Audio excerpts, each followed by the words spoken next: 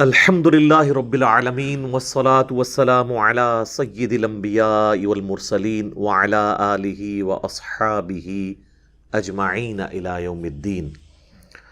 الحمدللہ آج 20 مئی 2021 کو شب جمعہ میں ہم انشاءاللہ تعالی جو اس وقت ایک کرنٹ ایشو چل رہا ہے پیلسٹائن اور اسرائیل کا ڈسپیوٹ، فلسطین اور اسرائیل کا ایشو، اس کو انشاءاللہ ڈسکس کریں گے۔ آلموسٹ اس ماڈرن ایج میں اس کو 100 سال کمپلیٹ ہو چکے ہیں۔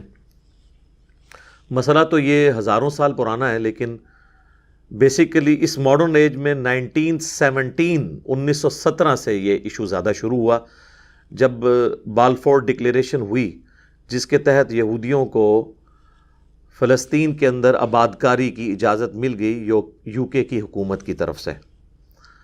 اور چونکہ سلطنت عثمانیہ کے انڈر تھا یہ سارا ریجن، اور پہلی جنگ عظیم کے اندر سلطنت عثمانیہ کو شکست ہوئی، اس دوران انگریزوں نے یہ وعدہ کیا تھا عربیوں کے ساتھ کہ جب ہمیں فتح نصیب ہوگی تو ہم یہ علاقہ عربیوں کے حوالے کر دیں گے، چونکہ عرب اور عجم کا آپس میں ایک ضد اور کنفلکٹ رہتا تھا۔ اور دوسری طرف انہوں نے یہودیوں کو یہ امید دلائی کہ جب ہمیں یہاں پر حکومت مل گئی تو یہ ایریا آپ لوگوں کے حوالے ہم کر دیں گے، اور دونوں کے ساتھ انہوں نے خیانت کی اور اپنے پاس رکھ لیا۔ پھر خیر یو این او میں جب یہ مسئلہ گیا تو یو این او نے، اقوام متحدہ نے یہ ڈیسائیڈ کیا کہ 2 ریاستیں بنائی جائیں، ایک مسلمانوں کی اور ایک یہودیوں کی، لیکن وہ امپلیمنٹ نہیں ہو سکا۔ دونوں طرف سخت مزاج لوگ تھے جنہوں نے اس کو ایکسیپٹ نہیں کیا، اور اسرائیل کا پلڑا بھاری رہا۔ 1948 میں جیوز نے اسرائیل نام کا ایک ملک قائم کر لیا، اور 1967 میں جب عرب ملکوں کے ساتھ اس کی جنگ ہوئی تو اس کا ایریا بڑھ گیا، اور آلموسٹ 6 دنوں کے اندر پوری عرب دنیا کو اسرائیل نے شکست دے کے اپنی دھاک بٹھا لی، اور اس وقت سے اسرائیل کی دہشت گردی جو ہے وہ روز بروز بڑھتی جا رہی ہے۔ باقی اگر آپ کو ہسٹری کا شوق ہے نا، تو پچھلے دنوں میں ڈاکٹر اسرار صاحب رحمہ اللہ تعالیٰ کی تفصیلی ویڈیوز پرانی جو ریکارڈڈ ہیں اس ٹاپک کے اوپر اپلوڈ ہوئی ہیں۔ آج میرا خیال ہے ہم اس کی تفصیل میں نہ جائیں، ورنہ اس پہ 15-20 منٹ ہمارے لگ جائیں گے۔ بس ایک چیز میں ضرور بتا دوں گا، اور وہ ہے کہ وہ جو جگہ ہے وہ دنیا کے 3 مذاہب، آسمانی ریلیجن یعنی مسلمز، جیوز اور کرسچنز، مسلمان، یہود و نصارہ، ان تینوں کے لیے ایک رسپیکٹیبل جگہ ہے، اور رسپیکٹیبل پرسنالٹیز کے ساتھ وہ اٹیچ ہے۔ اسی وجہ سے وہاں پر تینوں مذاہب کے ماننے والے لوگ جانا اپنے لیے سعادت سمجھتے ہیں، لیکن اس میں کوئی شک نہیں ہے کہ وہ ٹاپ آف دا لسٹ اگر کسی کے لیے حرم کا درجہ رکھتی ہے تو وہ یہودی ہیں، اور اس میں کو ایگزسٹ کرنا چاہیے۔ میرا تو پوائنٹ آف ویو یہی ہے کہ جو سیدنا عمر رضی اللہ تعالیٰ عنہ نے یہودیوں کے اوپر احسان کیا تھا اور انہیں اجازت دی تھی وہاں پر آنے کی، اس کو اسی طریقے سے کنٹینیو کرنا چاہیے تھا، اور معاملات اتنے بگڑنے نہیں چاہیے تھے۔ لیکن یہودیوں نے بھی اس کا ناجائز فائدہ اٹھایا بعد میں، اور آج آپ دیکھ رہے ہیں کہ مسلمانوں کا وہاں پر قتل عام ہو رہا ہے، اور بعض انوسینٹ یہودی بھی اس میں مارے جاتے ہیں۔ عام پبلک تو نہیں چاہتی کہ وہ کنفلکٹ ہو۔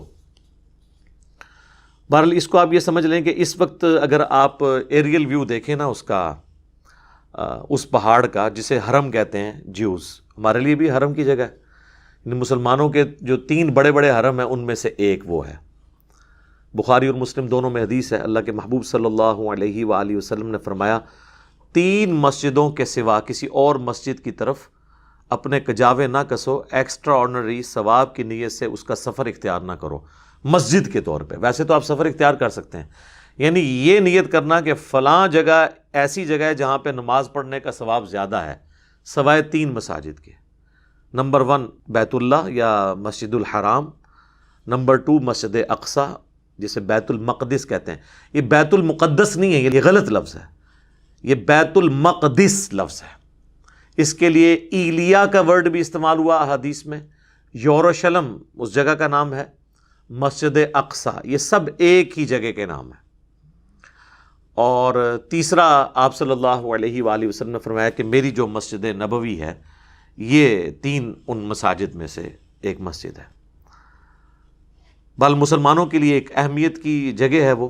مسلمانوں نے سیدنا عمر رضی اللہ تعالیٰ عنہ کے دور میں جنگ یرموک کی کامیابی کے بعد جب رومن امپائر کا زور ٹوٹ گیا تو اس شہر کا محاصرہ کر لیا تھا، اور یہ ایک پیس ٹریٹی کے تحت مسلمانوں کے حوالے ہوا تھا یہ شہر۔ اس پہ قبضہ تھا کرسچنز کا، اور آلموسٹ سمجھ لیں ان کا قبضہ تھا 600 سال سے، آلموسٹ 600 سال ہو چکے تھے اس وقت تک، کیونکہ نبی صلی اللہ علیہ وآلہ وسلم کی پیدائش ہوئی ہے 571 عیسوی میں، اور 70 عیسوی میں آپ کی پیدائش سے 500 سال پہلے ٹائٹس نام کا ایک بادشاہ تھا رومن امپائر کا، بت پرست، جس نے یروشلم کے اوپر حملہ کیا۔ 1,33,000 یہودیوں کو ایک دن میں اس نے قتل کیا، اور اتنوں کو ہی اس نے قیدی بنایا، اور باقی لوگوں کو وہاں سے نکلنے کا موقع مل گیا۔ ان کا ڈائسپورا شروع ہو گیا، جسے کہتے ہیں انتشار، یعنی پوری دنیا میں پھیل جانا۔ تو یہ مختلف ملکوں میں جا کے آباد ہوئے ہیں، ان کو کسی ایک جگہ کسی نے رہنے نہیں دیا، اس لیے ان کی خواہش تھی کہ ہم اپنے اسی مسکن کی طرف واپس جائیں جو ہمارے آباء و اجداد کا مسکن ہے، سیدنا ابراہیم علیہ السلام کا، سیدنا اسحاق علیہ السلام کا۔ اور بالآخر ان کی کوشش آ کے یہ سلطنت عثمانیہ کے ٹوٹنے کے بعد کامیاب ہوئی، بلکہ سلطنت عثمانیہ توڑوائی ہی اس لیے گئی کہ تاکہ ان کو ایک موقع مل جائے۔ بہرحال سیدنا عمر کے دور میں جب یہ مسلمانوں کے حوالے ہوا تو سیدنا عمر نے اس کو انٹرنیشنل سٹی ڈکلیئر کر دیا کہ یہودیوں کو بھی اجازت ہے یہاں پر آنے کی، لیکن ٹریٹی میں یہ لکھا گیا عیسائیوں کی طرف سے کہ یہاں پہ یہودی آباد نہیں ہو سکتے، کیونکہ یہودی اور عیسائی آپس میں آپ سمجھ لیں 180 ڈگری کنفلکٹ ہے۔ عیسائی جس شخص کو اللہ کا بیٹا مانتے ہیں، یہودی کہتے ہیں کہ نعوذ باللہ وہ دجال تھا۔ تو اب یہ ان دونوں کا آپس میں اتفاق تو ہو ہی نہیں سکتا کسی صورت، اور یہ آپس میں لڑتے بھی تھے۔ سیدنا عمر کا احسان ہے یہودیوں کے اوپر کہ انہوں نے ان کے لیے اجازت نامہ کر دیا کہ تم لوگ یہاں پہ آ سکتے ہو، آباد نہیں ہوگے، وزٹ کرو اپنے ہولی پلیسز کی، پھر واپس چلے جاؤ۔ اور پھر آلموسٹ یہ آپ سمجھ لیں پوری ہسٹری میں تقریباً 1300 سال تک یہ مسلمانوں کے پاس ہی رہا ہے۔ بیچ میں کچھ عرصہ کے لیے صلیبی جنگوں میں عیسائیوں کے پاس یہ چلا گیا، لیکن پھر صلاح الدین ایوبی نے جو ہے اس کو حاصل کر لیا۔ اوورال زیادہ پیریڈ مسلمانوں کے پاس ہی رہا، اور مسلمان جتنے بھی حکمران تھے وہ اس ٹریٹی کے اوپر قائم رہے کہ انہوں نے یہودیوں کو وہاں آباد نہیں ہونے دیا۔ البتہ یہ احسان تھوڑا تھا کہ عیسائی تو ان کو آنے نہیں دیتے تھے، تو آنے والا معاملہ تو شروع ہو گیا۔ باقی اس میں کافی ساری تفصیلات ہیں، وہ میرا آدھا گھنٹہ اس کے اوپر لگ جائے گا، ضرورت نہیں ہے۔ وہ زیادہ انٹرسٹ کی چیز ہسٹوریکلی تو ہو سکتی ہے، لیکن اس وقت جو ڈسپیوٹ چل رہا ہے اس میں اس کا کوئی لینا دینا نہیں ہے۔ صرف میں ایک نقشہ آپ کو بیان کر دیتا ہوں مسجد اقصیٰ کا، کہ اگر آپ ایریل ویو سے دیکھیں، مسجد اقصیٰ جو ہے وہ اس طریقے سے لمبائی کے رخ ہے، اور اس کے کارنر کے اوپر ایک گنبد بنا ہوا ہے ڈارک گرین کلر کا، اور یعنی وہ محراب، اور اس کے بالکل اپوزٹ سائڈ کے اوپر آلموسٹ آپ سمجھ لیں 1 کلومیٹر یا اس سے بھی کم بنتا ہے، ایک پیچھے ڈوم ہے جسے ہم کہتے ہیں ڈوم آف دا راک، قبۃ الصخرہ، چٹان کا گنبد۔ اس کے نیچے وہ چٹان ہے جس سے نبی صلی اللہ علیہ وآلہ وسلم تشریف لے گئے تھے معراج کے اوپر۔ تو اس وقت پریکٹیکلی چونکہ یہ مسجد اقصیٰ جو ہے وہ خانہ کعبہ کے رخ بنی ہوئی ہے، لہٰذا مسجد اقصیٰ میں جب آپ کھڑے ہوتے ہیں تو آپ کی پیٹھ ہوتی ہے اس گولڈن ڈوم کی طرف، جسے عموماً لوگ مسجد اقصیٰ سمجھتے ہیں۔ وہ مسجد اقصیٰ نہیں ہے، وہ ڈوم آف دا راک ہے۔ مسجد اقصیٰ وہ ہے جس کا چھوٹا سا گرین گنبد ہے، انشاءاللہ ہم اس میں اٹیچ بھی کر دیں گے۔ اب آپ جب قبلہ رخ کھڑے ہوں گے نا، اگر آپ گولڈن ڈوم کے نیچے کھڑے ہیں تو آپ کو گولڈن ڈوم کی طرف پیٹھ کر کے اس طرف قبلہ ہے، اور اس کی رائٹ سائڈ پہ، مسجد اقصیٰ کی رائٹ سائڈ پہ وہ ایک ویلنگ وال ہے جسے کہتے ہیں دیوار گریہ۔ جو ہیکل سلیمانی کی ایک دیوار بچ گئی ہے، جو ٹائٹس نے جب حملہ کیا تھا ہیکل سلیمانی کو توڑ دیا تھا، تو وہ ایک دیوار ہے جس کے سامنے وہ گریا کرتے ہیں، اور وہ تورات پکڑ کے آپ دیکھیں نا تو وہ بڑا تیزی سے یوں ہل کے، بلکہ ان کی وہ عادت ہے، مسلمانوں میں بھی آلموسٹ یہ عادت آئی ہوئی ہے، آپ مساجد میں مدرسوں میں حفاظ کو بھی دیکھیں نا تو وہ بھی قرآن ہل کے پڑھتے ہیں، تو یہ ٹیکنیکلی ویسے کسی حد تک ٹھیک ہوتا ہے، وہ تھوڑا خون کی گردش ہوتی رہتی ہے، بل وہ وہاں پہ گریا کے طور پہ کر رہے ہوتے ہیں، یعنی رو رہے ہوتے ہیں اپنے اس گولڈن پیریڈ کو یاد کر کے، تو وہ یہ ٹوٹل نقشہ بنتا ہے، یہ دیوار گریا، یہ مسجد اقصی، اور یہ ڈوم آف دا راک، جسے عموماً لوگ سمجھتے ہیں کہ یہ مسجد اقصی ہے، مسجد اقصی یہ نہیں ہے۔ البتہ یہ ضرور ہے کہ یہ بیت المقدس یا ایلیا یا یوروشلم یہ سب ایک ہی جگہ کے نام ہے، یعنی پہلے اگر ان 17 مہینوں کو کنسیڈر کیا جائے جو صحیح بخاری میں آتا ہے کہ نبی علیہ السلام نے بیت المقدس کی طرف رخ کر کے نماز پڑھی، تو وہ اسی چٹان کی طرف ہی رخ ہوتا تھا۔ مسجد اقصی اس وقت جو آپ کو نظر آ رہی ہے نبی علیہ السلام کے مبارک زمانے میں نہیں تھی، یہ بعد میں بنی ہے، اسے ایک دور کی مسجد کے طور پہ ایک لفظ استعمال ہوتا ہے اقصی، تو دور کی مسجد، بیسیکلی وہی ڈوم آف دا راک جو ہے نا، وہی ایک سمجھ لیں آپ قبلہ ہوتا تھا، وہ چٹان ہی، جس طرح خانہ کعبہ شریف میں بھی آپ چلے جائیں تو ایک چوکور عمارت ہی ہے، اس کے اندر کچھ پڑا تو نہیں ہوا، ایک اللہ نے ڈائریکشن مقرر کر دی ہے۔ اور بخاری اور مسلم دونوں میں حدیث ہے، حضرت ابو ذر غفاری رضی اللہ تعالیٰ عنہ نے نبی علیہ السلام سے پوچھا کہ دنیا میں سب سے پہلے کون سی مسجد بنائی گئی تھی؟ تو نبی صلی اللہ علیہ وآلہ وسلم نے فرمایا مسجد الحرام۔ تو انہوں نے پوچھا اس کے بعد، تو آپ نے فرمایا مسجد اقصی، یعنی وہ یوروشلم یا ایلیا۔ اور پھر انہوں نے پوچھا کہ ان دونوں کے درمیان کتنا گیپ ہے ٹائم کا، تو آپ نے فرمایا 40 سال، یعنی یہ 40 سال بعد بنی ہے۔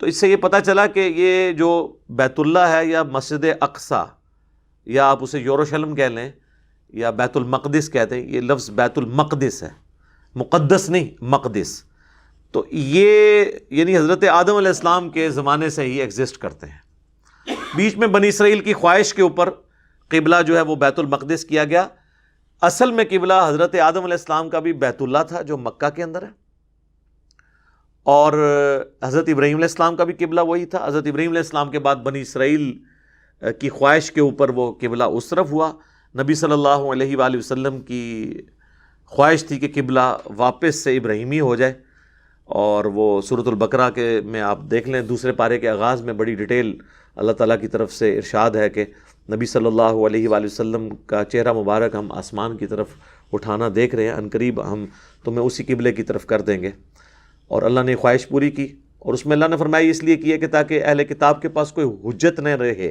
تمہارے خلاف، کیونکہ وہ اندر جب بیٹھتے تھے تو کہتے تھے اگر یہ ابراہیمی ہوتا تو یہ ہمارے قبلے کی طرف منہ کر کے نماز کیوں پڑھ رہا ہے، اور جب قبلہ چینج ہو گیا تو کہنے لگے اچھا ابھی تک تو تم موسیٰ کے قبلے کی طرف سے، اب تم نے قبلہ ہی بدل دیا، تو ایک ٹکٹ میں 2 مزے کرتے تھے۔ اسی لیے پھر آغاز ہوا نا دوسرے پارے کا، سَيَقُولُ السُّفَہَاءُ، عنقریب بے وقوف لوگ کہیں گے کہ قبلہ کیسے بدل گیا، یعنی اللہ تعالیٰ نے بھی جو ایشو کو ایڈریس کیا ہے تو وہ ایک ایشو ایڈریس ہوا ہے، دوسرا اپنی جگہ باقی ہے، اس کو ایڈریس کرتے تو یہ کھڑا رہتا۔ تو دنیا میں جو لوگ ٹروتھ لور نہیں ہوتے نا، آپ ان کو شکست اس حوالے سے نہیں دے سکتے کہ ان کے سارے وسوسے سیٹل کرتے ہیں، کسی حد تک ہی سیٹل کر سکتے ہیں۔ بہرحال وہ قبلہ نبی علیہ السلام کی مبارک خواہش کے اوپر دوبارہ سے بیت اللہ بن گیا، اور اس کو سپورٹیو وہ آیت بھی ہے سورہ آل عمران کی جو آیت ہے نا 96 نمبر، اللہ تعالیٰ نے فرمایا اعوذ باللہ من الشیطان الرجیم ان اول بیت وضع للناس للذی ببکۃ مبارکا وہدی للعالمین، پہلا گھر بے شک جو لوگوں کے لیے مقرر کیا گیا وہ ہے جو بکہ کے اندر ہے۔ یہ بکہ اور مکہ یہ ایک ہی شہر کی 2 آپ سمجھ لیں پروننسیشن ہے، جس طرح ہمارے پڑوسی ملک میں بامبے اور ممبئی میم کے ساتھ بھی بولا جاتا ہے اور با کے ساتھ بھی، یہاں پہ بھی مکہ اور بکہ دونوں۔ وَهُدًى لِّلْعَالَمِينَ، اور یہ ہدایت کا نشان ہے سارے جہان والوں کے لیے، یعنی ایک مرکز ہے۔ فِيهِ آیاتٌ بَيِّنَاتٌ، یہاں پر کھلی نشانیاں ہیں، مقام ابراہیم جن میں سے ایک مقام ابراہیم ہے، وَمَن دَخَلَهُ كَانَ آمِنًا، جو اس میں داخل ہوا وہ امن والا ہو گیا، وَلِلَّهِ عَلَى النَّاسِ حِجُّ الْبَيْتِ، اور لوگوں پر اللہ کا حق ہے کہ وہ اس گھر کا حج کریں، مَنِ اسْتَطَاعَ إِلَيْهِ سَبِيلًا، جو کہ استطاعت رکھتا ہے اس کی طرف سفر کرنے کی۔ ومن کفر فإن اللہ غنی عن العالمین، اور جو کوئی کفر کرے گا تو اللہ تعالیٰ بے پرواہ ہے تمام جہان والوں کے اگینسٹ۔ اللہ کو کسی کی پرواہ نہیں ہے، یہ لوگوں کی ضرورت ہے۔ اس سے بھی پتہ چلا کہ ہمارا جو اول قبلہ ہے وہ خانہ کعبہ ہے، لہٰذا یہ ایک غلط العام ہے جو ہم کہتے ہیں کہ قبلہ اول بیت المقدس ہے یا مسجد اقصی یا یروشلم یا ایلیا، وہ ہمارا قبلہ اوسط ہے، درمیانی قبلہ۔ قبلہ اول اور قبلہ آخر دونوں خانہ کعبہ شریف ہے، اور یہ یعنی ایک مت ٹوٹنی چاہیے۔ قبلہ اول اسے نا ویسے تو کہا جاتا ہے، وہ اس لیے کہا جاتا ہے کہ 17 مہینے نبی الاسلام نے چونکہ اس طرف نماز پڑھی ہے، لیکن نبی الاسلام جب اس خواہش کا اظہار کر رہے تھے کہ ابراہیمی قبلہ ہو جائے، اور نبی الاسلام ابراہیمی دین پہ ہیں اور ہم ملت ابراہیمی پہ ہیں، ملت ابیکم ابراہیم ہوا سماکم المسلمین من قبل وفی ھذا، پیروی کرو ابراہیم کی ملت کی جس نے تمہاری پیدائش سے پہلے تمہارا نام مسلم رکھا، اور اللہ تعالیٰ نے اس کتاب میں تمہارا نام مسلم رکھ دیا۔ تو جب ہم دین ابراہیمی پہ ہیں تو دین ابراہیمی کا قبلہ اول بھی خانہ کعبہ، حضرت آدم علیہ السلام کا بھی قبلہ وہی تھا۔ بیچ میں جب اس کی عمارت کی نشانات مٹ گئے، پھر اللہ تعالیٰ نے فرمایا نا ہم نے ابراہیم کو وہ جگہ دکھا دی، تو دوبارہ سے انہوں نے انہی بنیادوں کے اوپر قبلے کو کھڑا کیا۔ ہے یہ حضرت آدم علیہ السلام کے زمانے سے، کیونکہ جب سے پہلا انسان دنیا میں موجود ہے اس نے اللہ کی بات تو کرنی ہے، کسی طرف رخ تو کرنا ہے، تو وہ اللہ نے مقرر کیا ہوا تھا۔ تو قبلہ اول اور قبلہ آخر یہ دونوں ہیں خانہ کعبہ شریف۔ بیت المقدس ہمارے لیے قبلہ اوسط ہے، درمیانی پیریڈ کا، ٹرانزیشن پیریڈ کا، کچھ عرصے کے لیے ایک کامن ٹرم کے طور پہ 17 مہینے کے لیے، صحیح بخاری میں آتا ہے، وہ قبلہ مقرر کیا گیا تھا تاکہ ایک نیگیٹو سائیکالوجی یہودیوں کی طرف سے پیدا نہ ہو جائے، وہ سمجھیں کہ یہ بھی موسیٰ علیہ السلام کے ماننے والے ہیں، بنی اسرائیل کی شریعت کی ہی کنٹینیوشن ہم اس کو مانتے ہیں، یہ اس کے پیچھے حکمت تھی۔ خیر باتیں تو اور بہت ساری کی جا سکتی ہیں، وہ آپ ڈاکٹر اسرار صاحب کی ویڈیوز دیکھ لیں۔ ابھی تک تو مسلمان جو ہیں وہ وقتاً فوقتاً خصوصاً رمضان کے اندر بیت المقدس کو یاد کیا کرتے ہیں، اور اس میں میں کریڈٹ دوں گا امام خمینی کو، جنہوں نے رمضان مبارک کا جو آخری جمعہ ہے، جمعۃ الوداع، اسے یوم قدس شریف ڈکلیئر کیا تھا۔ پوری دنیا کے اندر مسلمان اسے مناتے ہیں، اور بیت المقدس کی آزادی کے لیے، وہاں پہ مسلمانوں کی جو تکلیف ہیں ان کو دور کرنے کے لیے دعائیں ہوتی ہیں پوری دنیا کے اندر الحمدللہ۔ تو چونکہ یوم قدس منایا جاتا ہے تو اس دفعہ انہوں نے مسلمانوں کے لیے ایک مصیبت کھڑی کر دی۔ 27 رمضان کی رات تھی، مسجد اقصی میں مسلمان عبادت کر رہے تھے، اور انہوں نے کہا کہ جی پری ایمپٹیو رائٹ کے طور پہ مسلمانوں نے وہاں پہ، چونکہ پتھر جوڑے میں یہاں سے ایک ریلی گزرنی تھی یہودیوں کی، اس پہ خدشہ تھا کہ پتھر ماریں گے، تو انہوں نے پہلے سے گرفتاریاں شروع کر دیں۔ اس دوران پھر بھگدڑ مچی، وہ میڈیا میں سب کچھ آ چکا ہے، اور پھر اس کے اگینسٹ حماس نے، جو کہ غزہ کا ایریا ان کے پاس ہے، انہوں نے وہاں سے راکٹ فائر کیے اسرائیل کے اوپر۔ ان کا ڈیفنس سسٹم بہت سٹرونگ ہے، زیادہ تر تو انہوں نے درمیان میں ہی ان کو تباہ کر دیا، چاند ایک گرے بھی۔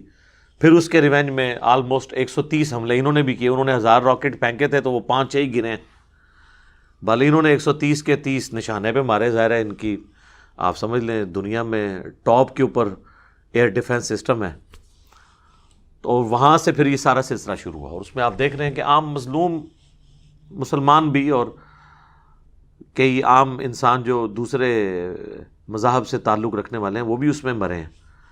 تو انسانیت کا قتل تو کسی صورت بھی درست نہیں ہے، اور اس طریقے سے ناحق کسی کا قتل کرنا، ہم تو اس کو بالکل سپورٹ نہیں کریں گے۔ اس حوالے سے میں نے اپنی ویڈیو ریکارڈ نہیں کروائی تھی، اس کی وجہ یہ تھی کہ میں چاہ رہا تھا کہ پہلے کوئی گورنمنٹ کی طرف سے کوئی بیانیہ سامنے آ جائے۔ مسلمان دنیا میں اتنے بڑے بڑے اسلام کے علم بردار جہادی تنظیمیں ہیں، اور مسلمان حکمران ہیں جو تقریریں کرتے ہیں، ان کی طرف سے کوئی بیانیہ سامنے آئے تو پھر بھی ہم اس کے بعد ہی کوئی پوائنٹ آف ویو اپنا سامنے رکھیں۔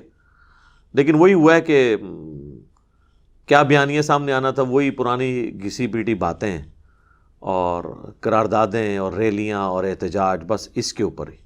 اس میں عوام کو یعنی کرٹیسائز نہیں کروں گا، عوام یہی کچھ کر سکتی ہے۔ میں اس وقت جو حکمران ہیں، جن کے پاس سلطہ ہے، جسے کہتے ہیں کہ حکومت ہے، جو کر سکتے ہیں، ڈیسیژن لے سکتے ہیں، ان کو کرٹیسائز کر رہا ہوں، تنقید برائے اصلاح کے طور کے اوپر۔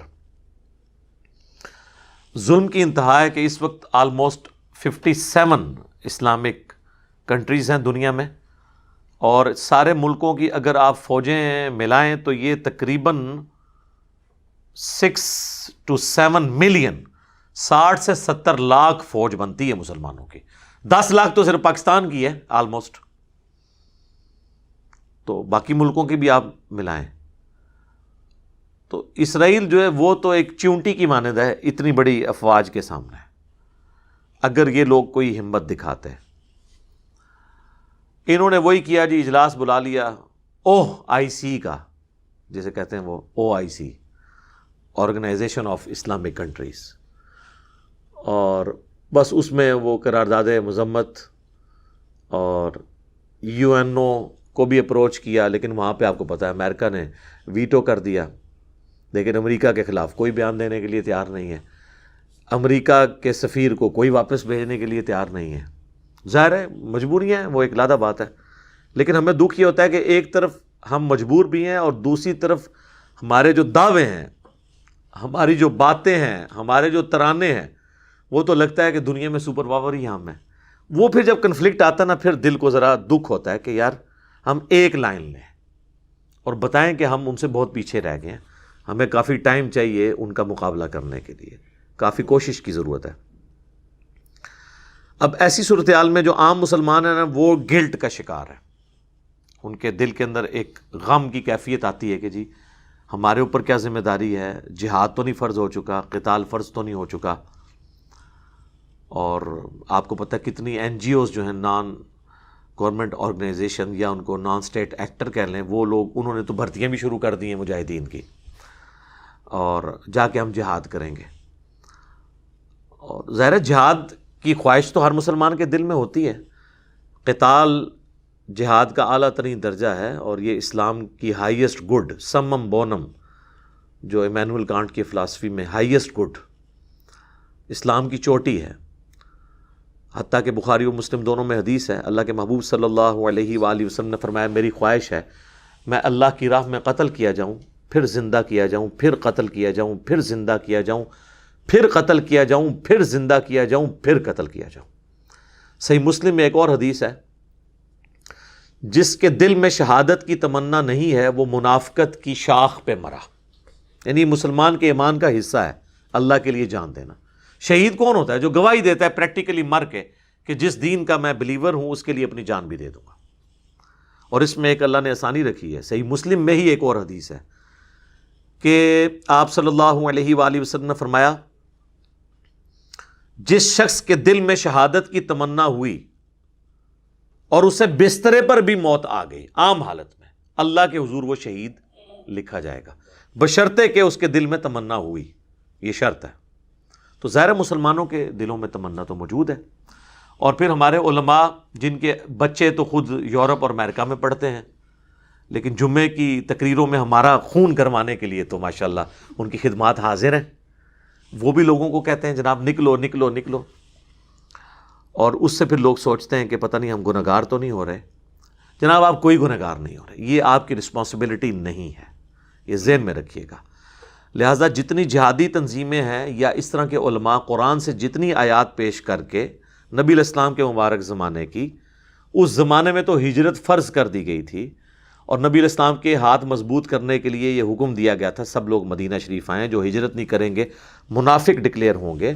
اسی کانٹیکسٹ میں ہی سورہ نساء میں آیات ہیں کہ تم لوگ غریب لوگ جو کافروں کے قبضے میں ہیں اور اللہ سے دعائیں کرتے ہیں ان کی مدد کے لیے کیوں نہیں جاتے؟ ان آیات کو لے کے آج کے دور میں اپلائی کرنا، ان مسلمانوں کا کرنا جو ایک دوسرے کا گلا کاٹتے ہیں، تو ان کی کریڈیبلٹی کہاں تک ہے؟ اس وقت تو مسلمانوں کی تعداد تھوڑی تھی، تو ہر بندے کے اوپر جہاد کرنا فرض تھا۔ سیدنا عمر نے اپنے دور خلافت میں کوئی ایک جنگ بھی لڑی ہے؟ تو یہ آیات ان کو بھول گئی تھی، اس لیے کہ انہوں نے جنگ کے لیے فوج قائم کر دی تھی، کوفے کو فوجی چھاونی ڈکلیئر کر دیا تھا، قادسیہ اور یرموک میں سیدنا عمر خود نہیں گئے ہیں، آپ نے فوج روانہ کی ہے۔ تو آج بھی یہ فوج کا کام ہے، کسی جہادی تنظیم کا نہیں ہے کہ وہ پرائیویٹ مجاہدین بھرتی کرے اور ان کو وہ صحابہ کرام کے بارے میں بتائے. اور یہ بھی آج ایک آپ متھ دور کر لیں. جو لوگ کہتے ہیں نا کہ جی وہ صحابہ کرام کا ایمان بڑا مضبوط تھا, ایمان مضبوط ہو تو آپ کے پاس اسلحہ کم بھی ہو تو کوئی مسئلہ نہیں ہے, آپ ٹکرا جائیں. میرے بھائی یہ بھی آپ بالکل غلط بات کر رہے ہیں. اس کی وجہ یہ ہے کہ صحابہ کرام اگر تلوار لے کے جاتے تھے نا تو سامنے والے کے پاس بھی تلوار ہی ہوتی تھی. تھا کہ نہیں؟ برابر ہی ہوتا تھا نا. آپ یہ کہہ سکتے ہیں کہ ادھر تعداد تھوڑی تھی ادھر تعداد زیادہ تھی. یہ نہیں ہوتا تھا کہ یہاں سے وہ تلوار لے کے گئے ہیں اور سامنے سے بندہ گولی لے کے آ گیا. وہ تو میں کہتا ہوں آپ اس بات کو آپ نے اب گستاخی نہیں شمار کرنا. چلے میں صحابہ کرام کی مثال نہیں دیتا ہوں, میں کہتا ہوں بہت پارسا قسم کے علماء بزرگان دین یا ان سے بھی بڑے مرتبے کے 1,00,000 لوگ بھی لے آئیں اور سامنے ایک یہودی فوجی کھڑا ہو جس کے ہاتھ میں کلاشن کوف یا اس سے کوئی لیٹسٹ اسلحہ ہو, یہ سارے تلواریں اٹھائی رہ جائیں گے تو یہ لاکھوں کی لاشیں ہی آپ اٹھا کے لے کے آئیں گے, ایک یہودی ان سب کو مار دے گا. لیکن صحابہ کے زمانے میں یہ نہیں تھا. اگر وہ رومن سے یا پرشین سے لڑے ہیں نا تو ایک تلوار کے مقابلے پہ دوسرا جب بندہ آتا تھا تو ایک تلوار کے مقابلے پہ ایک تلوار ہوتی تھی, 1 to 1 مقابلہ ہوتا تھا. یہاں پہ آپ ڈنڈے, لاٹھیاں, زیادہ سے زیادہ کوئی رائفل اٹھا کے لے جائیں گے. ان کے پاس لیزر گائیڈڈ گنیں ہیں, ایئر سٹرائکس ہیں ان کے پاس. تو لہذا یہ بھی کہانی کرانی اب اپنی عوام کو بند کرتے ہیں. صحابہ کرام اور ان کے مخالفین ایک جوڑ کے تھے لڑائی میں, دونوں کے پاس ایک طرح کا اسلحہ تھا. ورنہ مجھے بتائیں آپ 1,00,000 بھی آپ تلوار والے لیں, سامنے سے ایک بندوق والا آ جائے وہ سب کو مار کے چلا جائے گا, قریب آنے ہی نہیں دے گا. تو یہ بالکل مثال دینا غلط ہے. لہٰذا آپ لوگ گلٹ فیل نہ کریں. یہ ایک باقاعدہ پوری ٹریننگ کے ساتھ جو فوجی لوگ ہیں جن کو آج کی ٹیکٹکس پتہ ہیں وہی لوگ ہی جا کے میدان جنگ میں لڑ سکتے ہیں. باقیوں کی تو آپ کو لاشیں اٹھانی پڑ جائیں گی, الٹا وہ آپ کے لیے مصیبت بن جائیں گے جو چلے جائیں گے. اور بعض لوگوں کا دھندا کھل جائے گا کہ وہ غائبانہ نماز جنازہ پڑھا کے چندہ اکٹھا کریں گے. کئی لوگوں کی روٹی روزی بھی کھل جائے گی اس کے اوپر, اور ان کی روٹی روزی کھولنے کے لیے سب کچھ کر رہے ہوتے ہیں. تو میں گورنمنٹ سے بھی, ریاستی اداروں سے بھی ریکویسٹ کروں گا ان کے اوپر کڑی نظر رکھیں جو یہ اس قسم کی جہادی بھرتیاں کر رہے ہیں. میں نام نہیں لیتا, آپ کے سامنے علماء کی ویڈیوز آئی ہوئی ہیں جی. 5,00,000 بندے جی وہ طیب اردگان کو کہہ رہے ہیں جی 5,00,000 بندہ میں دینے کے لیے تیار ہوں. ٹھیک ہے جی, اور بھائی 5,00,000 کیا تم 5 کروڑ بھی لے آؤ کچھ نہیں کر سکتے جب تک مقابلے پہ ایٹ لیسٹ اس کے قریب قریب کا اسلحہ نہ ہو. اور یہ جو آپ کو کہانی کراتے تھے نا صحابہ والی, وہ بھی میں نے آج آپ کو بتایا, وہ بھی بالکل 2 نمبر بات ہے.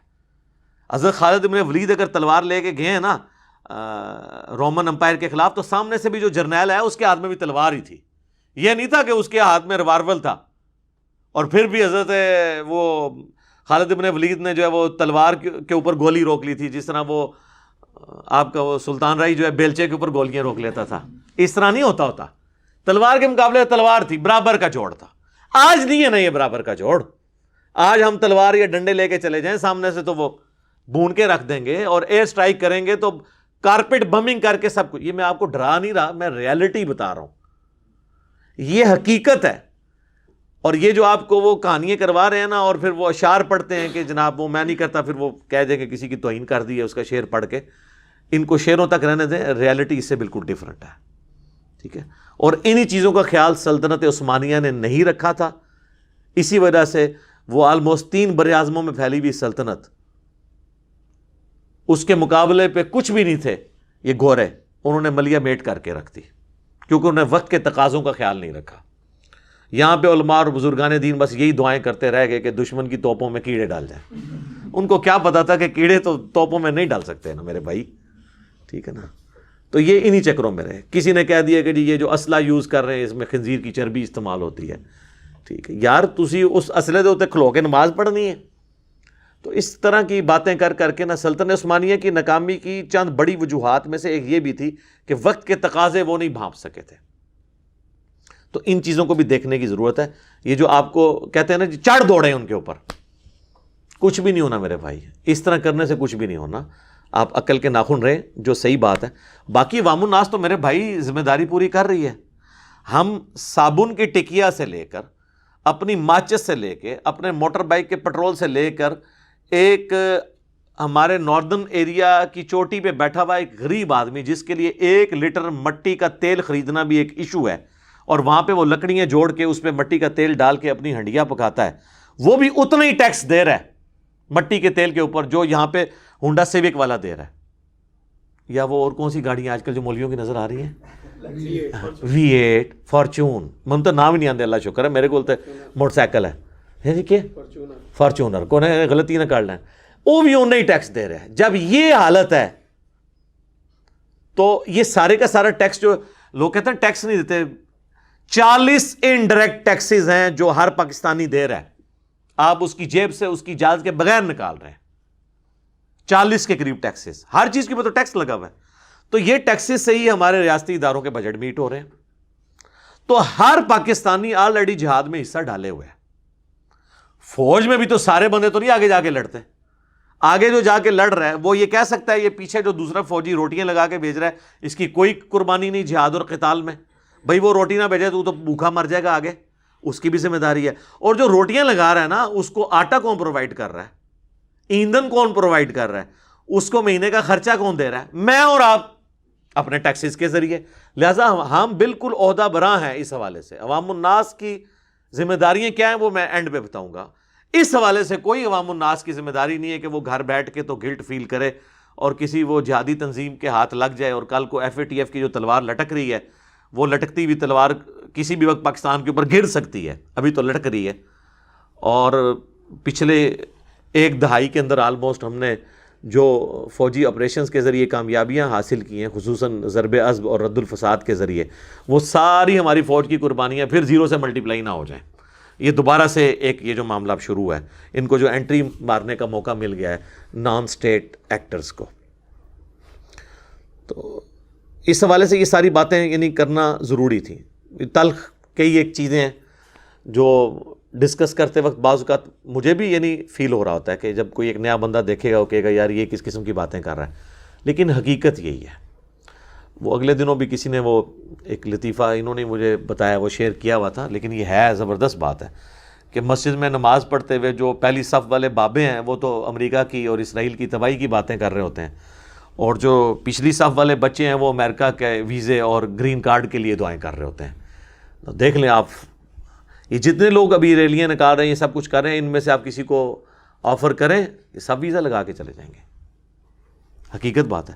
آپ کو یہاں بیٹھ کے کہہ رہے ہیں ان کی پروڈکٹس کا بائیکاٹ کریں، یہ کہتے ہیں نا، اور خود وہاں بیٹھے ہوئے ہیں، ان کو ٹیکس دے رہے ہیں، اور ان ٹیکسز سے ان کی فوج ہمارے مسلمانوں کو قتل کر رہی ہے. تو ان کو کہ ذرا آپ قربانی کر کے واپس آ جائیں نا پاکستان. نہیں آئیں گے. آپ کو کیا کہہ رہے ہوں گے؟ ان کے پروڈکٹ کا بائیکاٹ کرتے ہیں، خود بیٹھ کے ان سے کھا رہے ہوں گے. تو یہ دوگلی پالیسی ہے.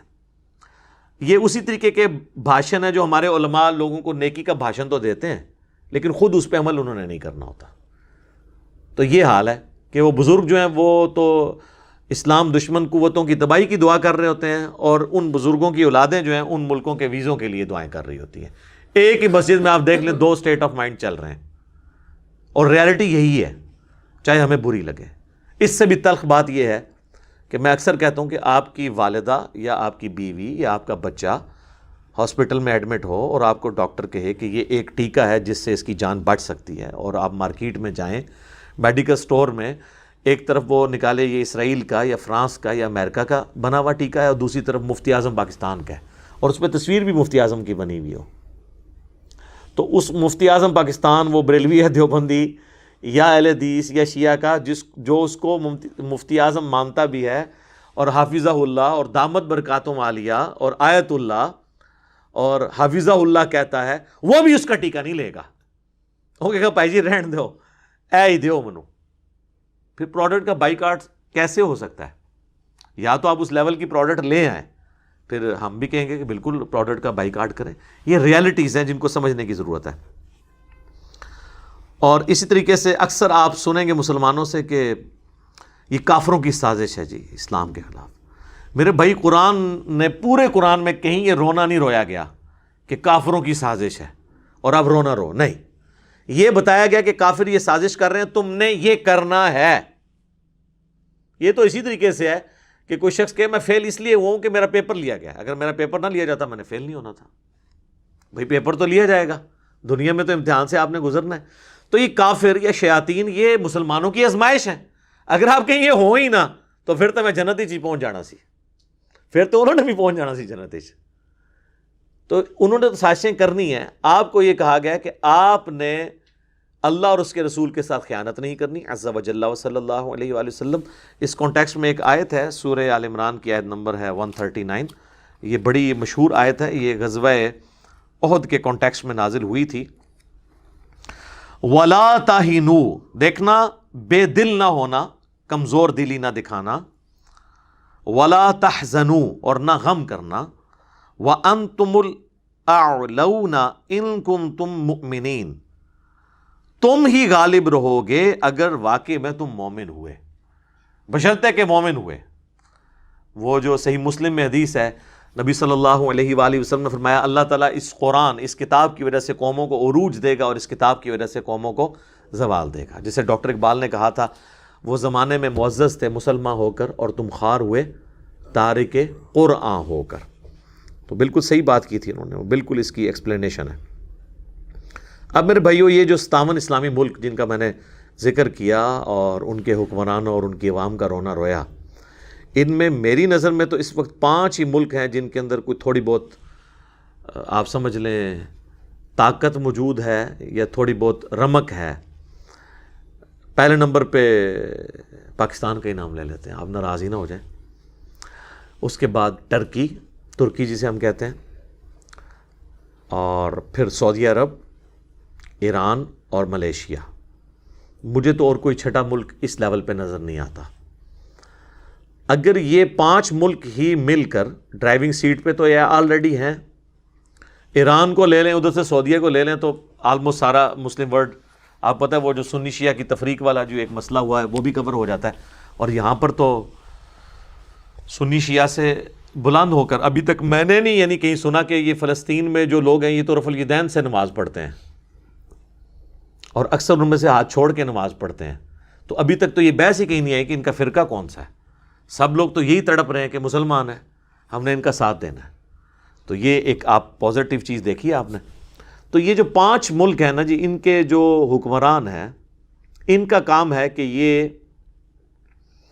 فرنٹ سے لیڈ کریں۔ اور اس میں میں نے جو برین سٹارمنگ کر کے نا 10 چھوٹے چھوٹے پوائنٹس لکھے ہیں، میں ان کو تیزی سے ڈسکس کر لیتا ہوں جو ان کے کام کرنے کے ہیں۔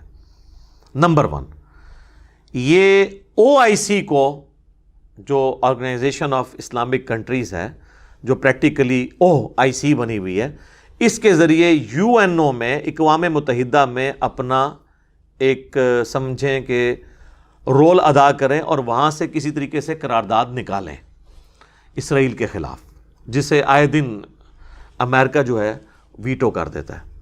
اچھا، لوگ سمجھتے ہیں اس طرح کی قراردادوں سے کیا ہوتا ہے؟ نہیں، بہت کچھ ہوتا ہے۔ اس سے ایک ماحول بنتا ہے، یہ پروپیگنڈا بھی آپ کو کرنا پڑتا ہے، سچائی کے لیے بھی رونا پڑتا ہے۔ آپ مجھے بتائیں، یہ 5 ملکوں کے حکمران اگر یہ کہہ دیں کہ ہم نے اس دفعہ جمعہ جو ہے مسجد اقصیٰ میں ادا کرنا ہے، سر اسرائیل دے گا سیکیورٹی آپ کو، وہاں جانے سے ان کو کوئی روک سکتا ہے؟ اور یہ 5 جا کے جمعے کی نماز پہلی صف میں پڑھ کے آئیں، کتنا بڑا جیسچر جائے گا وہاں کے مسلمانوں کو، آپ امیجن نہیں کر سکتے۔ یہ ایک اتنی بڑی علامت ہوگی، ان کا خون بڑھ جائے گا کہ جی پاکستان کا پرائم منسٹر آیا ہوا ہے، جی ٹرکی کا صدر آ گیا، جی ملیشیا کے پرائم منسٹر خود آ گئے۔ آپ امیجن کر سکتے ہیں؟ یہ ہم ایک جمعے کی نماز وہاں ادا کرنے کے لیے بھی نہیں جا سکتے، ویسے تقریریں یہاں بیٹھ کے تو ساری کر رہے ہیں۔ تو یہ پہلا بڑا کام ہے کرنے کا۔ نمبر 2، جو اردگان نے مشورہ دیا ہے کہ نیٹو کے طرز پہ مسلمانوں کی بھی ایک فورس ہونی چاہیے۔ نیٹو بھی جہاں جاتا ہے گھسا دیتا ہے نا اپنی فورس، وہ فورس نہیں وہ جو تلوار پکڑ کے تو ناچ رہی ہے 45 ملکوں کی، وہ والی فورس نہیں۔ وہ فورس جو ہے نا وہ بس وہ اسی کام کے لیے ہے، وہ فورس جو لڑ سکتی ہو۔ میں کہتا ہوں یہ 5 ملک ہی مل کے ایک فورس بنا لیں، کافی ہے۔ اسرائیل کی کیا جرت ہے؟ اس کو تو حزب اللہ اور حماس ہی قابو کر لیں گے، صرف یہ اسلحہ ہی ان کو ٹائملی پرووائڈ کرتے ہیں۔ تو یہ یعنی ایک فورس بنانے کی ضرورت ہے، یہ دوسرا بڑا کام ہے جو کرنا چاہیے۔ تیسرا یہ ہے کہ ظلم کے خلاف اعلانیہ کھڑے ہوں اور یہ ہمت کریں مسلمان کہ ظلم جس پہ بھی ہوا ہے ہم ظالم کے خلاف ہیں اور مظلوم کے ساتھ ہیں۔ چاہے وہ مظلوم کوئی یہودی ہے، عیسائی ہے، ہندو ہے، بدھسٹ ہے، ایون ایتھیسٹ ہے، ہم ظالم کے خلاف مظلوم کا ساتھ دیں گے. اور یہ ہمیں اسلام کی تعلیمات ہیں، یعنی میں کوئی سیلف میڈ باتیں نہیں ہیں. قرآن پورے کا پورا مقدمہ یہی ہے کہ آپ نے سچائی کے ساتھ کھڑا ہونا ہے ہمیشہ. اللہ تعالیٰ نے فرمایا نا سورۃ المائدہ کے اندر کہ کافروں کی دشمنی تمہیں اس چیز پہ نہ ابھارے کہ تم انصاف کا راستہ چھوڑ دو. یعنی کافروں کی دشمنی بھی اس بات میں نہ ابھارے کہ تم انصاف کا راستہ چھوڑ دو، انصاف کے راستے سے نہیں ہٹنا. اب یہ ایک ٹاپک ہے، اس پہ کہ ایک آیات اور احادیث ہیں، لیکن میں اس کو سکپ کرتا ہوں. ایک نٹ شیل میں چونکہ میں نے گفتگو کرنی ہے، تو یہ دوسرا جو تیسرا پوائنٹ ہے کہ ظلم کے خلاف کھڑے ہوں اور ہمت کریں. یہ آج لوگ جو ہے نا وہ اپنا غصہ نکالنے کے لیے کہہ رہے ہیں جی ہٹلر نے یہودیوں کے ساتھ بالکل ٹھیک کیا تھا. نہیں جناب، بالکل ٹھیک نہیں کیا تھا، بہت غلط کیا تھا. ہٹلر نے وہی دشمنی نبھائی جو آج کل مسلمانوں کو یورپ اور امریکہ میں 9/11 کے بعد سامنا کرنا پڑ رہا ہے، فنڈامنٹلسٹ ہونے کا. یہی کچھ یہودیوں کے ساتھ تھا. پھر ان کو قتل کرنے کے لیے ہولوکاسٹ جسے کہتے ہیں، 60 لاکھ چلیں، وہ کہتے ہیں نہیں جی 6 لاکھ ہے، 6 لاکھ بھی بندوں کا قتل کرنا، 100 فیکٹریاں بنا کے بے گناہ لوگوں کو مار دینا. سر یہ تو ظلم ہے. ہٹلر کی کوئی تعریف نہ کرے، وہ تاریخ کے چند بڑے ظالم لوگوں میں سے، ہم اس کو بھی کنڈیم کرتے ہیں. اور ہٹلر کی باقیات، یہ یہودی بھی وہی کام کر رہے ہیں جو ہٹلر نے ان کے ساتھ کیا تھا. ان کو بتایا جائے کہ ہم ہٹلر کو بھی کنڈیم کرتے ہیں اور آپ کے بھی اس ایکٹ کو کنڈیم کرتے ہیں. لیکن جب آپ ان کو یہ کہیں گے ہٹلر نے تمہارے ساتھ صحیح کیا تھا، تو پھر وہ آگے سے کیا کہیں گے؟ ہم بھی پھر ٹھیک کر رہے ہیں. تو جب تک آپ انصاف کے اوپر کھڑے نہیں ہوں گے نا، آپ بات کر نہیں سکتے. یہ ضروری ہے اور اسلام کی تعلیمات ہے. اور اس کانٹیکسٹ میں وہ آیت ضرور سب کے سامنے رکھیں کہ جو ہمیں اسلام نے درس دیا ہے کہ ہم نے سچائی کے لیے کھڑے ہونا ہے اور ہر انسان کے خون کی ہم نے اہمیت رکھنی ہے. وہ ہے سورہ کی آیت نمبر 32، جس میں اللہ تعالیٰ نے آدم علیہ السلام کے 2 بیٹوں کا ذکر کیا کہ جب ایک بیٹے نے دوسرے کو قتل کیا تو اس سے ایک مورل لیسن جو اللہ تعالیٰ نے بیان کیا، من اجل ذالک، اس واقعے کے سبب، کتبنا علی بنی اسرائیل، ہم نے بنی اسرائیل کے لیے بات طے کر دی تھی، شریعت موسوی میں بھی اور شریعت محمدی میں بھی، کیونکہ بنی اسرائیل کی کنٹینیوشن ہی بنو اسماعیل والا یہ شریعت والا معاملہ، یہ وہی کنٹینیوشن ہے. انہو من قتل نفسا بغیر نفس، کہ جس نے بھی کسی کو ناحق قتل کیا سوائے 2 استثناء کے، 2 ایکسیپشنز کے، کہ وہ قتل کے بدلے قتل ہو رہا ہو اور وہ بھی جوڈیشری کرے گی، آپ خود نہیں کریں گے. او فساد فی الارض، یا کوئی فساد فی الارض کرنے والا عادی مجرم ہے، ڈاکو ہے، جو ڈیٹرنس قائم کیے ہوئے ہے ناجائز. یہ 2 ایکسیپشنز ہیں. ان 2 ایکسیپشنز کے سوا اگر کسی نے کسی انسان کو قتل کیا، وہ خواہ کسی بھی مذہب سے تھا، انسان تھا نا، فَكَأَنَّمَا قَتَلَ النَّاسَ جَمِيعًا، تو گویا اس نے پوری انسانیت کا قتل کر دیا. وَمَنْ أَحْيَاهَا، اور جس نے کسی ایک جان کی زندگی بھی بچائی، فَكَأَنَّمَا أَحْيَا النَّاسَ جَمِيعًا، تو گویا اس نے پوری انسانیت کی زندگی کو بچا لیا. اسلام باقی ہر جگہ کہتا ہے کہ ٹالریٹ کرو، معافی کی روش اختیار کرو، لیکن قتل ناحق پہ کیا کہا گیا؟ سورہ البقرہ کے اندر وَلَكُمْ فِي الْقِصَاصِ حَيَاةٌ يَا أُولِي الْأَلْبَابِ لَعَلَّكُمْ تَتَّقُونَ، اے عقل مندو، قصاص میں انسانیت کی زندگی چھپی ہوئی ہے. یعنی قاتل کو معاف نہ کرو، قصاص لو، دیت نہ لو، جائز ضرور ہے لیکن پریفریبل نہیں. قصاص کرو، قتل کے بدلے قتل، ڈیٹرنس ہو، تاکہ ایک کو سزا ہو اور لاکھوں کروڑوں لوگوں کے لیے ڈیٹرنس ہو جائے. اس میں انسانیت کی زندگی چھپی ہوئی ہے. اور سر ایک حدیث میں حیران ہوتا ہوں کہ ہمارے علماء نے جب ہمارے ملک کے اندر عیسائیوں کی بستیاں جلائی گئیں، کئی ہندوؤں کا ناحق قتل ہوا، کسی نے یہ حدیث نہیں سنائی جو صحیح بخاری میں ہے، کوئی دور بھی نہیں تھی، مین سٹریم کی پہلے نمبر کی کتاب میں اور مشکات میں بھی موجود ہے، کہ نبی صلی اللہ علیہ وآلہ وسلم نے فرمایا جس نے ایک ذمی کافر کو بھی ناحق قتل کر دیا، اسے جنت کی خوشبو بھی نہیں آئے گی، جنت میں تو جانا حرام ہو گیا. اور نبی علیہ السلام نے فرمایا کہ حالانکہ جنت کی خوشبو 40 سال کی مسافت سے آ رہی ہوگی، یعنی جو قیامت کا دن سورۃ المعارج میں آیا نا کہ 50,000 سال کا دن ہے، یعنی وہ جب 40 دن باقی 40 سال باقی رہ جائیں گے نا اس دن کے ختم ہونے میں، تو جنت کی خوشبو آنا شروع ہو جائے گی. لیکن اس مسلمان کو جنت کی خوشبو بھی نہیں آئے گی جس نے ناحق کسی ذمی کافر کو، جو ٹیکس دے کر مسلمانوں کی ملک کے اندر رعایا کے طور پر رہ رہا تھا، جس طرح یہاں پہ لوگ رہتے ہیں. سکھ بھی ٹیکس دے رہے ہیں، ہندو بھی دے رہے ہیں، کرسچنز بھی دے رہے ہیں، تو اس کو بھی اللہ تعالیٰ اس کے لیے بھی جنت حرام کر دے گا اگر کسی مسلمان نے کسی کافر کو بھی ناحق قتل کیا. تو یہ حدیث بتائیں دنیا کو. یہ تیسرا بڑا کام ہے کرنے والا کہ ہمارے نبی کی یہ تعلیمات ہیں صلی اللہ علیہ وآلہ وسلم کہ آپ نے ظلم کے خلاف بولنا ہے اور قتل کی مذمت کرنی ہے. چوتھا کام یہ ہے کہ OIC جو ہے نا، یہ صرف اس طرح کے موقعوں پر سامنے نہ آئے بلکہ سالانہ OIC کی ایک بین المذاہب کانفرنس ہونی چاہیے جس میں سارے مذاہب کے بڑے بڑے لوگ شریک ہوں. یعنی ویٹیکن سٹی سے پوپ کو بلایا جائے، کرسچنز کی طرف سے، مسلمانوں کی طرف سے امام کعبہ شریک ہوں، جیوز کی طرف سے یروشلم میں جو بڑے ان کے کوئی پادری ہیں ان کو بلایا جائے.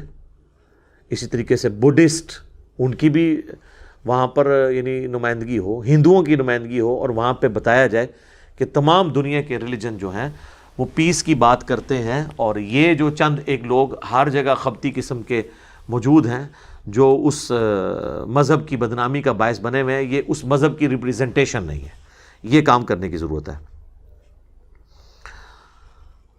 پانچواں، دہشت گردی سے اعلان برات کریں جی سب لوگ، سارے مذاہب کے ماننے والی عوام بھی اور ان کے حکمران بھی. یہ کام کرنا ضروری ہے.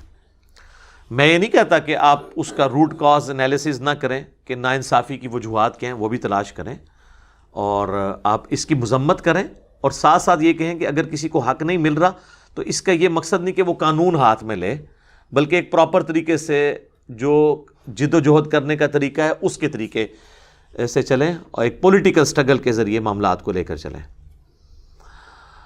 چھٹی چیز، مسلمان ملک جو ہیں وہ اکثر آپ کو حکمران جو ہے نا اپنی بزدلی کو چھپانے کے لیے نا آپ کو کبھی میثاق مدینہ، کبھی صلح حدیبیہ یہ سناتے رہتے ہیں. یہ دو ہی ان کے لیے چیزیں رہ گئی ہیں. ان سے کہیں کہ ایک تیسری چیز تھی، وہ تھی مواخات، جو نبی علیہ السلام نے ایک ایک مہاجر اور ایک ایک انصار کو بھائی بنایا تھا. حتیٰ کہ اگر کسی انصاری کی 2 بیویاں تھیں نا تو اس نے مہاجر بھائی سے کہا کہ بھئی تیرے پاس تو اتنی رقم بھی نہیں کہ تو شادی کر سکے، میں اپنی 2 بیویوں میں سے ایک بیوی پسند کر لے، میں اسے طلاق دے دیتا ہوں. یہ مواخات تھی. ایک انصار اور ایک مہاجر کو بھائی بنایا، کیونکہ مہاجر تو بیچارے لٹے ہوئے آئے تھے، سب کچھ ان کا مکے میں رہ گیا تھا، تو انصار مدینہ نے ان کو. تو سر اس وقت تو انصار مدینہ بہت زیادہ ہے، 57 اسلامی ملک ہے.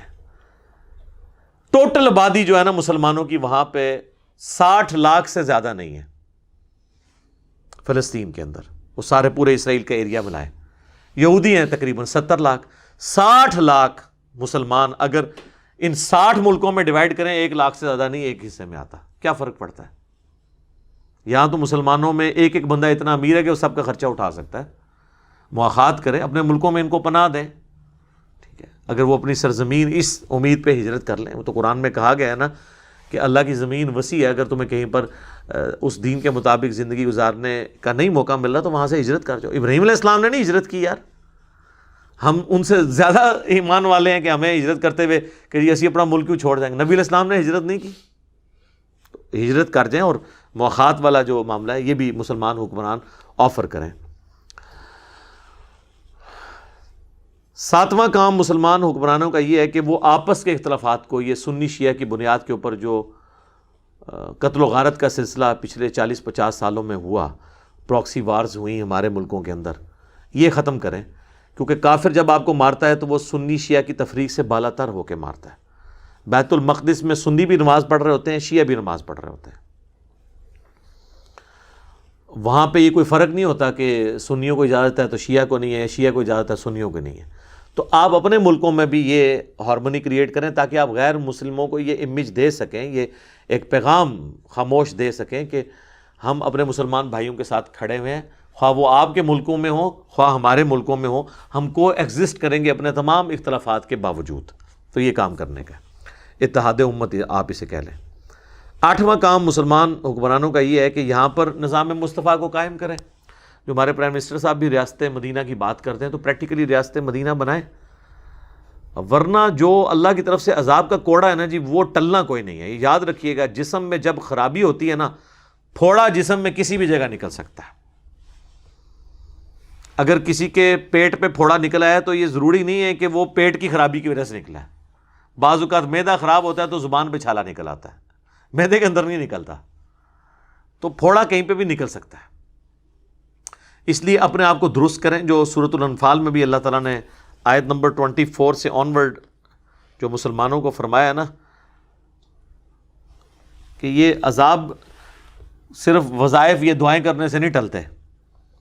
یا ایھا الذین آمنوا استجیبوا للہ وللرسول، اے ایمان والو پکار پر لبیک کہا کرو اللہ اور اس کے رسول کی، اذا دعاکم جب وہ تمہیں تقاضا کر کے بلائیں، لما یحییکم اس کی طرف جو تمہیں زندگی دینے والی ہے، ہمیشہ کی آخرت کی زندگی. یعنی وہ تقاضا آپ نے سمعنا و اطعنا، اطاعت اختیار کرنے کا پورا کرنا ہے. وَاعْلَمُوا اور جان لو، ان اللہ یحول بین المرء وقلبی، اللہ تعالیٰ حائل ہو جاتا ہے انسان اور اس کے دل کے درمیان. یعنی اگر اللہ نے مور لگا دی پھر تمہیں بعد میں ہدایت نہیں ملے گی. اگر کسی وقت خیانت کی تو عین ممکن ہے کہ اس کے بعد اللہ مور لگا دے، تم روتے بھی رو دوبارہ ہدایت نہ ملے. اللہم لا تجعلنا منہم ربنا لا تزغ قلوبنا بعد اذ ہدیتنا وہب لنا من لدنک رحمہ انک انت الوہاب. آمین. وانہ الیہ تحشرون اور یہ کہ تمہیں اس کی طرف جمع ہونا ہے قیامت کے دن.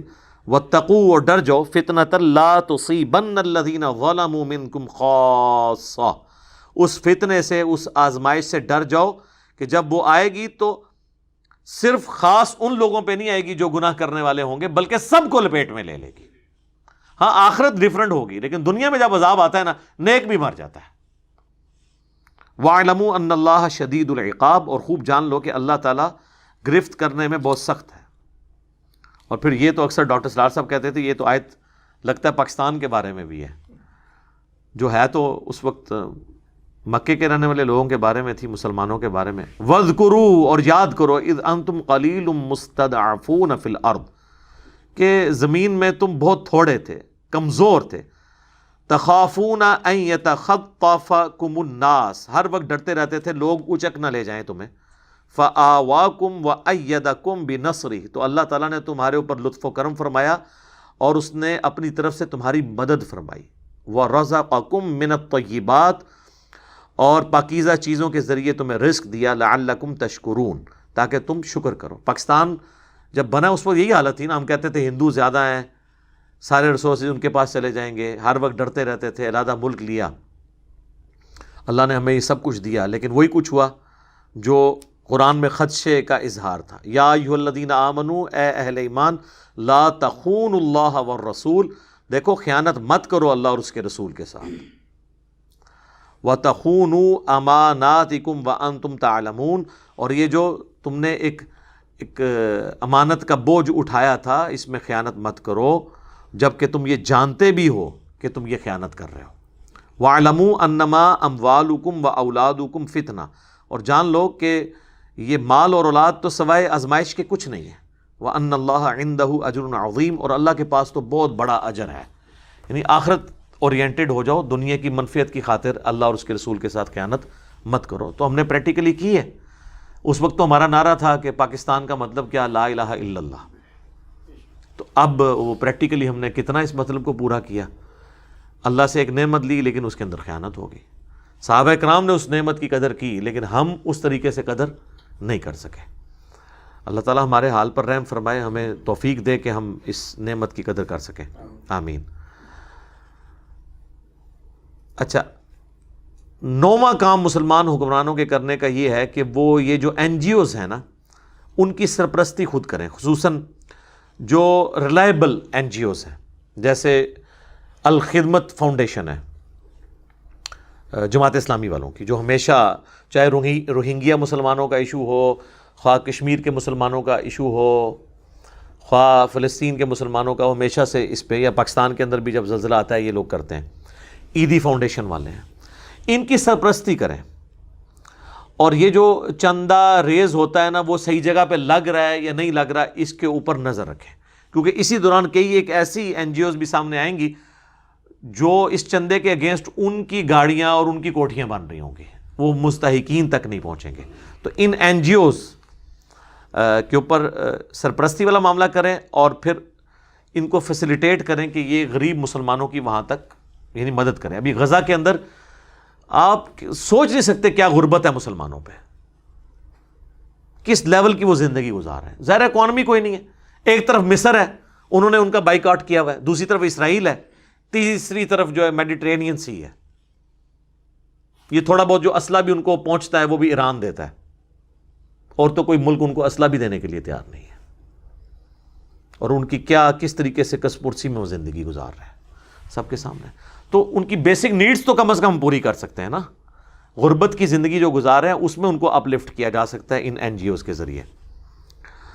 اور 10ویں چیز جو میں بار بار ہائی لائٹ کرتا ہوں, اس وقت سے کر رہا ہوں جب ہماری اسٹیٹ پالیسی اس کے اگینسٹ ہوتی تھی. اب تو اسٹیٹ کی وہی پالیسی ہے جو ہم پچھلے 10-12 سال سے رو رہے تھے کہ نان اسٹیٹ ایکٹر کو اجازت نہیں ہونی چاہیے یہاں پہ کسی کو جہاد کے لیے بھرتی کرے.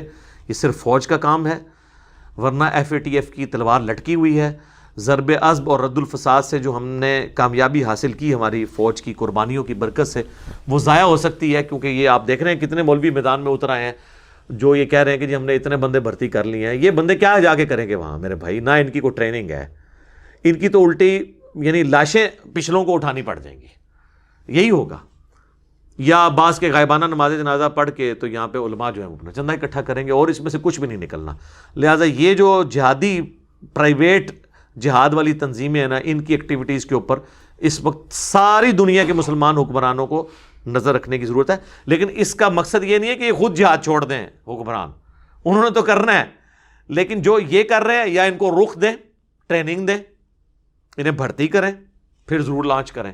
لیکن بغیر ٹریننگ کے آپ ان کو بھیجیں گے صرف نگ کے طور کے اوپر, تو وہ تو پھر لاشوں کی لاشیں ہی واپس آئیں گی. اور صرف ٹریننگ نہیں, پھر اسلحہ بھی اس لیول کا ہو کہ یہ لڑ سکے. ٹھیک ہے, تو ہم یہ نہیں کہتے کہ بزدلی دکھائیں, لیکن ایک طریقے سے معاملات کو لے کے چلیں. اور میں نے آپ کو پہلے بھی عرض کر دیا کہ یہ آپ سے صدیوں سے جھوٹ بولا جا رہا ہے کہ صحابہ کرام جب رومنز یا پرشینز کے خلاف لڑے ہیں قادسیہ اور یرموک میں تو وہ زمین آسمان کا اسلحے کا فرق تھا. نہیں, تعداد کا زمین آسمان کا فرق تھا. چند ایک چیزوں میں آپ کہہ سکتے ہیں ان کے پاس ہاتھی تھے یا منجنیق تھے, لیکن اصل فیصلہ تو 1-to-1 وار کا ہوتا تھا. اس میں حضرت خالد ابن ولید کے پاس بھی تلوار ہی ہوتی تھی اور سامنے رومن جنرل کے پاس بھی تلوار ہوتی تھی. ورنہ سامنے سے رومن جنرل اگر ایک جنرل ان کا کلاشنکوف لے کے آ جاتا اس زمانے میں ہوتی, تو سامنے 1000 بھی ہوتے, اس اکیلے نے بون دینا تھا. تو آج تو یہی ہے نا. آج یہ کہتے ہیں جی وہ ہمارا ایمان اگر اس لیول کا ہو جائے. سر صرف ایمان اس لیول کا نہ ہو, برابر کی جنگ بھی ہونی چاہیے نا, پھر ہوگا.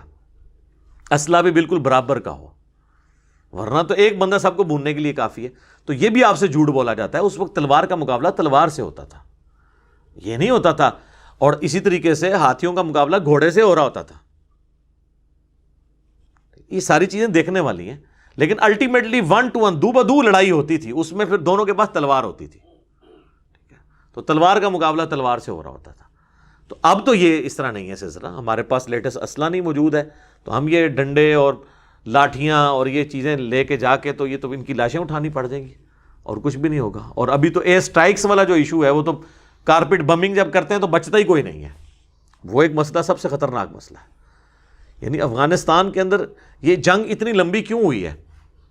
حالانکہ افغانیوں کا مقابلہ کوئی نہیں کر سکتے تھے امریکنز, ان کے پاس بھی اسی لیول کا اسلحہ ہے, اور رشیا دے رہا ہے ان کو. سر ہاں جی, آپ لوگ سمجھتے ہیں شاید وہ بھوکے مار کے تو جیت رہے ہیں. نہ, رشیا اب اپنا بدلہ اتار رہا ہے امریکہ سے. سارا لیٹسٹ اسلحہ ان کو رشیا دیتا ہے. ٹھیک ہے, اور تب وہ مقابلہ کرتے ہیں. لیکن ایک چیز ان کے پاس نہیں ہے, وہ ایئر سٹرائکس ہے. اسی لیے آپ دیکھ لیں 20 سال سے وہ لڑ رہے ہیں. وہ جنگ ختم تو نہیں ہوئی, ورنہ اگر ان کے پاس ایئر سٹرائک ہوتی تو سر یہ 20 مہینے بھی جنگ نہیں تھا امریکہ نکال سکتا اور افغان طالبان کو فتح ہو جانی تھی. لیکن مار وہ بیچارے کھاتے ہیں ایئر سٹرائکس کی وجہ سے. اس کی وجہ سے ان کو پھر چھپنا پڑتا ہے. جب باہر نکلتے ہیں اوپر سے پوری کارپٹ بمبنگ کرتے ہیں, وہ ڈیزی کٹر اور پتہ نہیں کیا کچھ پھینکتے ہیں وہ. ٹھیک ہے, لیکن زمین پہ آ کے برابر ہی ہیں. آپ دیکھ لیں ان کے پاس بھی گن ہے, سامنے والوں کے پاس بھی گن ہے. یہ نہیں ہے کہ ادھر سے کوئی دروشی پڑھ کے تو ڈنڈا پھیرے گا تو یہ ہو جائے گا. کچھ بھی نہیں ہونا بھائی, انج نہیں ہونا کہتے. یہ آپ چھوڑ دیں, یہ آپ لوگوں کو کہانیاں کرانی بند کریں. تو یہ 10 کام تھے جو مسلمان حکمرانوں کے اور ریاستوں کے کرنے کے کام ہیں۔ اب میرا آپ کا جو کرنے کا کام ہے وہ میں آپ کو مختصر 3 کام بتا دیتا ہوں۔ اور یہ جو آج ہم کاؤنٹر نیریٹو ڈسکس کر رہے ہیں یہ صرف فلسطین کے لیے نہیں ہے، چاہے چائنا میں مسلمانوں کے خلاف جو ظلم ہو رہا ہے، افغانستان میں ہو رہا ہے، شام میں ہو رہا ہے، فلسطین میں ہو رہا ہے، کشمیر میں، سب کے لیے یہ میری ویڈیو کفایت کرے گی۔ اس میں اتنے سارے پوائنٹس میں نے کاؤنٹر نیریٹو میں تیار کیے ہیں تاکہ فائدہ ہو انشاءاللہ تعالی۔ مسلمان عوام الناس کے کرنے کا کام کیا ہے؟ پہلے تو میں وہ آیت کوٹ کروں گا، سورۃ الحجرات کی آیت نمبر 10 ہے، انما المؤمنون اخوہ، بے شک، یا اس کا ترجمہ اپروپریٹ تو بنے گا کہ مومنین تو اس کے سوا کچھ نہیں ہے مگر یہ کہ وہ آپس میں بھائی بھائی ہیں۔ اور بخاری مسلم میں حدیث ہے، نبی علیہ السلام نے فرمایا کہ تم تمام اہل ایمان کو باہم محبت کرنے میں، ایک دوسرے پر مہربانی کرنے میں اور ایک دوسرے کی مدد کرنے میں ایک جسم کی مانند پاؤ گے، کہ جسم کے کسی ایک حصے میں بھی تکلیف ہوتی ہے تو پورا جسم رات کاٹ کے اس تکلیف کو بیداری میں گزارتا ہے۔ تو ظاہر ہے کہ ہمیں تکلیف ہوتی ہے۔ اب ہم میں سے اللہ کا شکر ہے کہ اتنا بھی زمین نہیں مر گیا کہ کوئی یہ پوچھ رہا ہے کہ وہ ویڈیوز تو دکھا رہے ہیں مسجد اقصیٰ میں اکثر لوگ تو رفع الیدین سے نماز پڑھ رہے ہیں، یہاں تو مسجدیں دلائی جاتی ہیں، رفع الیدین کرنے والا کو گھس جائے۔ شکر ہے یہ یہاں پہ حنفیوں کے دماغ میں یہ گند نہیں آیا کہ یار وہ وہاں پہ تو ہاتھ چھوڑ کے بھی نماز پڑھ رہے ہیں، کچھ مالکی ہیں اور کچھ شیعہ ہیں۔ تو شکر ہے مسلمان کہہ رہے ہیں نہیں سنی شیعہ چاہے دونوں ہیں، ہے تو ہمارے بھائی ہیں، کاش اپنے ملک کے اندر بھی یہی جذبہ ان کا ہو۔ 3 کام جو عوام الناس نے کرنے ہیں نا جی، وہ نمبر 1 رجوع اللہ، اللہ کی طرف رجوع لانا ہے، توبہ کرنی ہے، شکر ادا کرنا ہے کہ ہم سکون سے یہاں بیٹھے ہوئے ہیں۔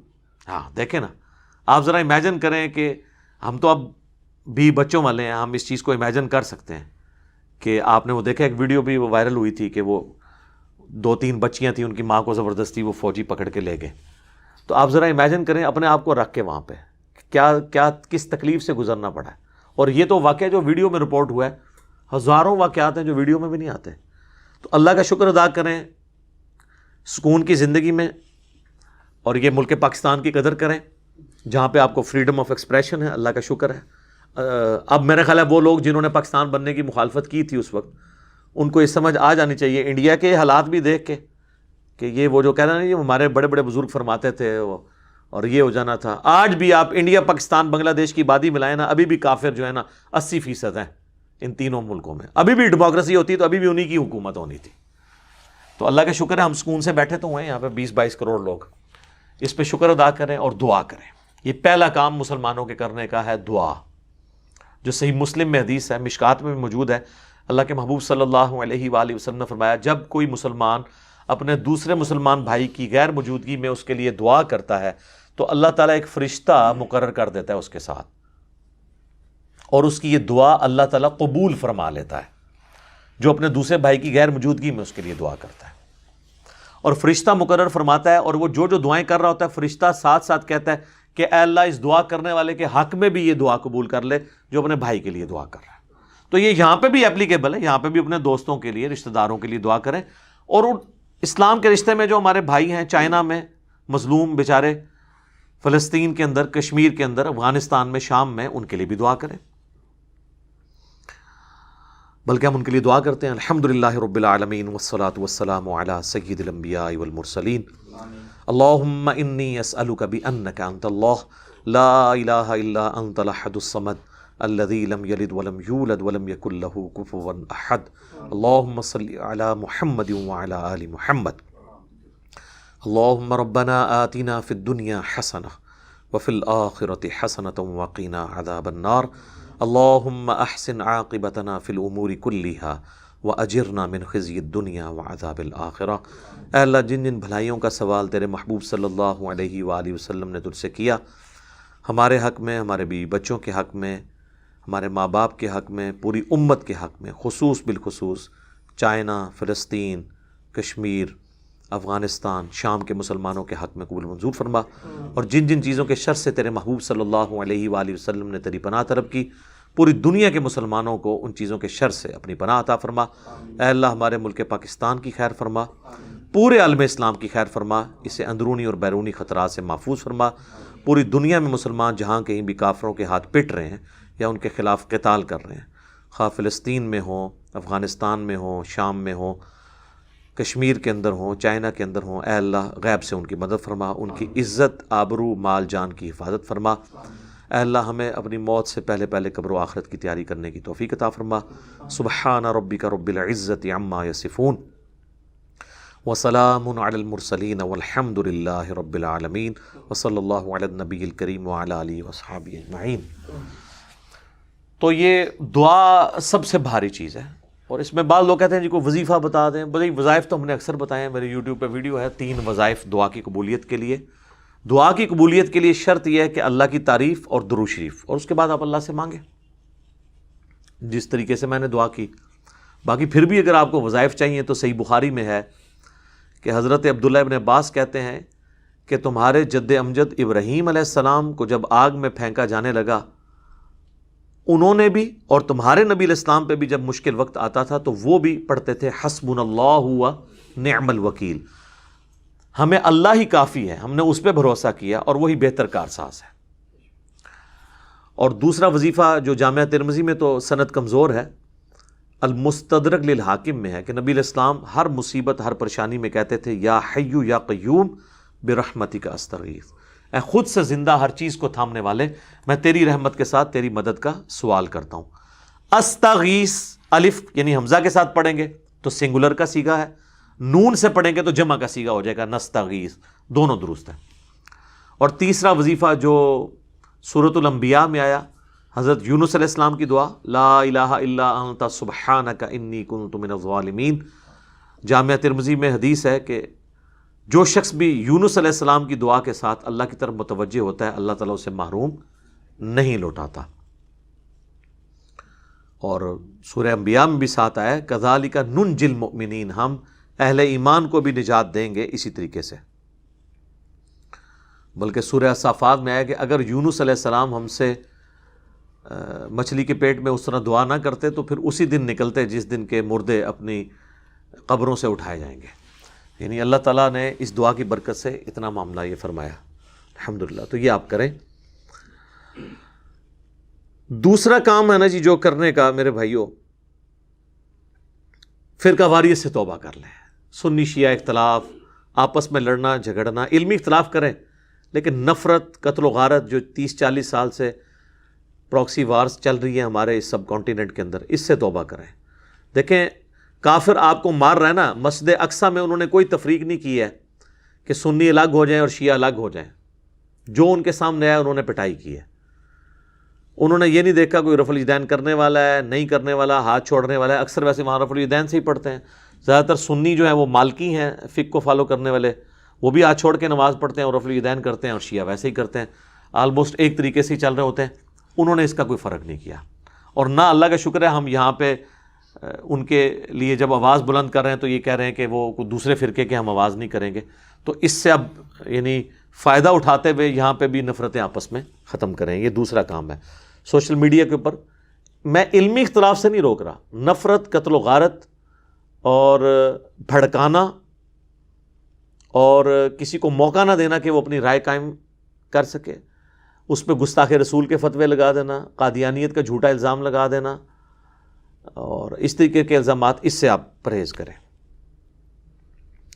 تیسرا کام جو کرنے کا ہے وہ جو صحیح مسلم میں حدیث ہے، تم میں سے جو کوئی بھی ہو سکے برائی کو دیکھے تو اپنے ہاتھ سے روکے، اور وہ تو میں نے بتا دیا حکمرانوں کا کام ہے، وہ تو آپ نہیں کریں گے۔ دوسرا فرمایا ہاتھ سے نہیں روک سکتا تو اپنی زبان سے، اور زبان سے بھی نہیں روک سکتا تو کم از کم دل میں برا مانے، لیکن ساتھ فرمایا یہ بالکل آخری درجہ ہے، ذالک اضعف الایمان، یہ ایمان کا کمزور ترین درجہ ہے کہ دل میں برائی کو برا سمجھا جائے، وہ آپ سمجھیں کہ نہ ہونے کے برابر ہی ہے۔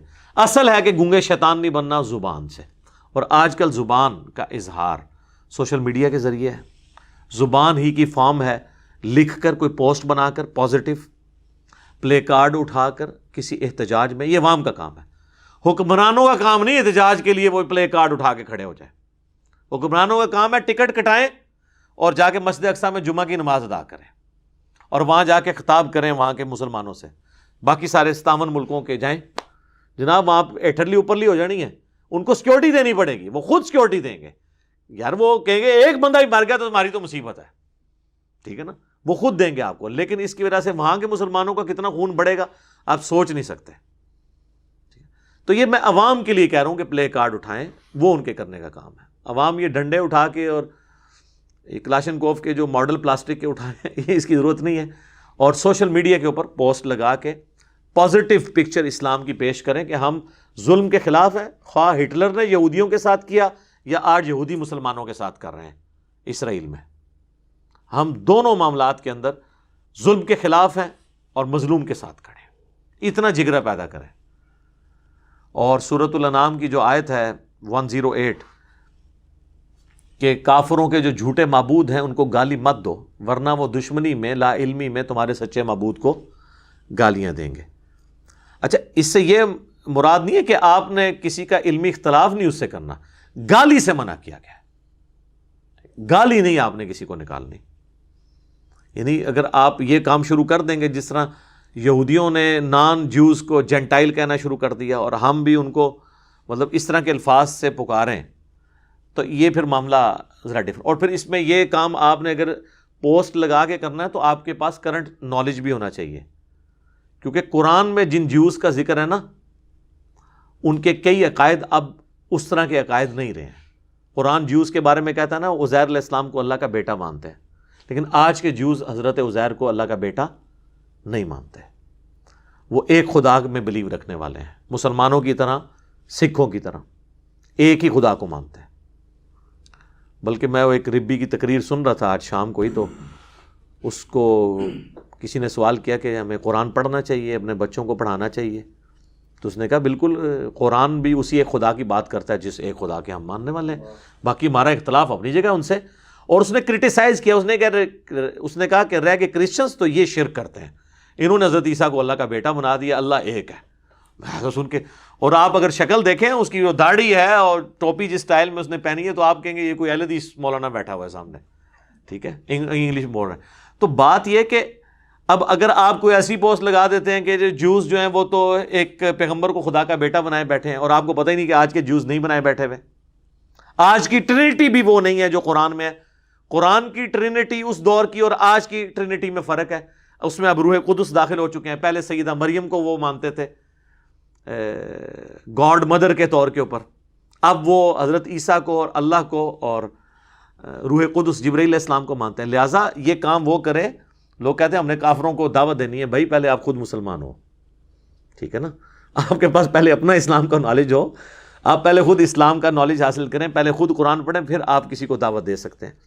تو یہ اس حوالے سے کرنے کی ضرورت ہے، اور میں سمجھتا ہوں کہ مسلمانوں کو اس بات پہ فخر ہونا چاہیے، مجھے تو اس بات پہ فخر ہے کہ اللہ کا شکر ہے کوئی مسلمان بھی ریڈ لائن اس حوالے سے کراس نہیں کرتا کہ اگر وہ ہمارے نبی علیہ السلام کے لیے نازیبا الفاظ استعمال کریں تو ہم حضرت موسیٰ علیہ السلام یا عیسیٰ علیہ السلام کو نعوذ باللہ ان کے لیے، زبان پہ تو دور کی بات ہے، ہمارے دل میں بھی ان کے لیے کوئی برا خیال آئے تو ہم سمجھتے ہیں ہم کافر ہیں، ٹھیک ہے۔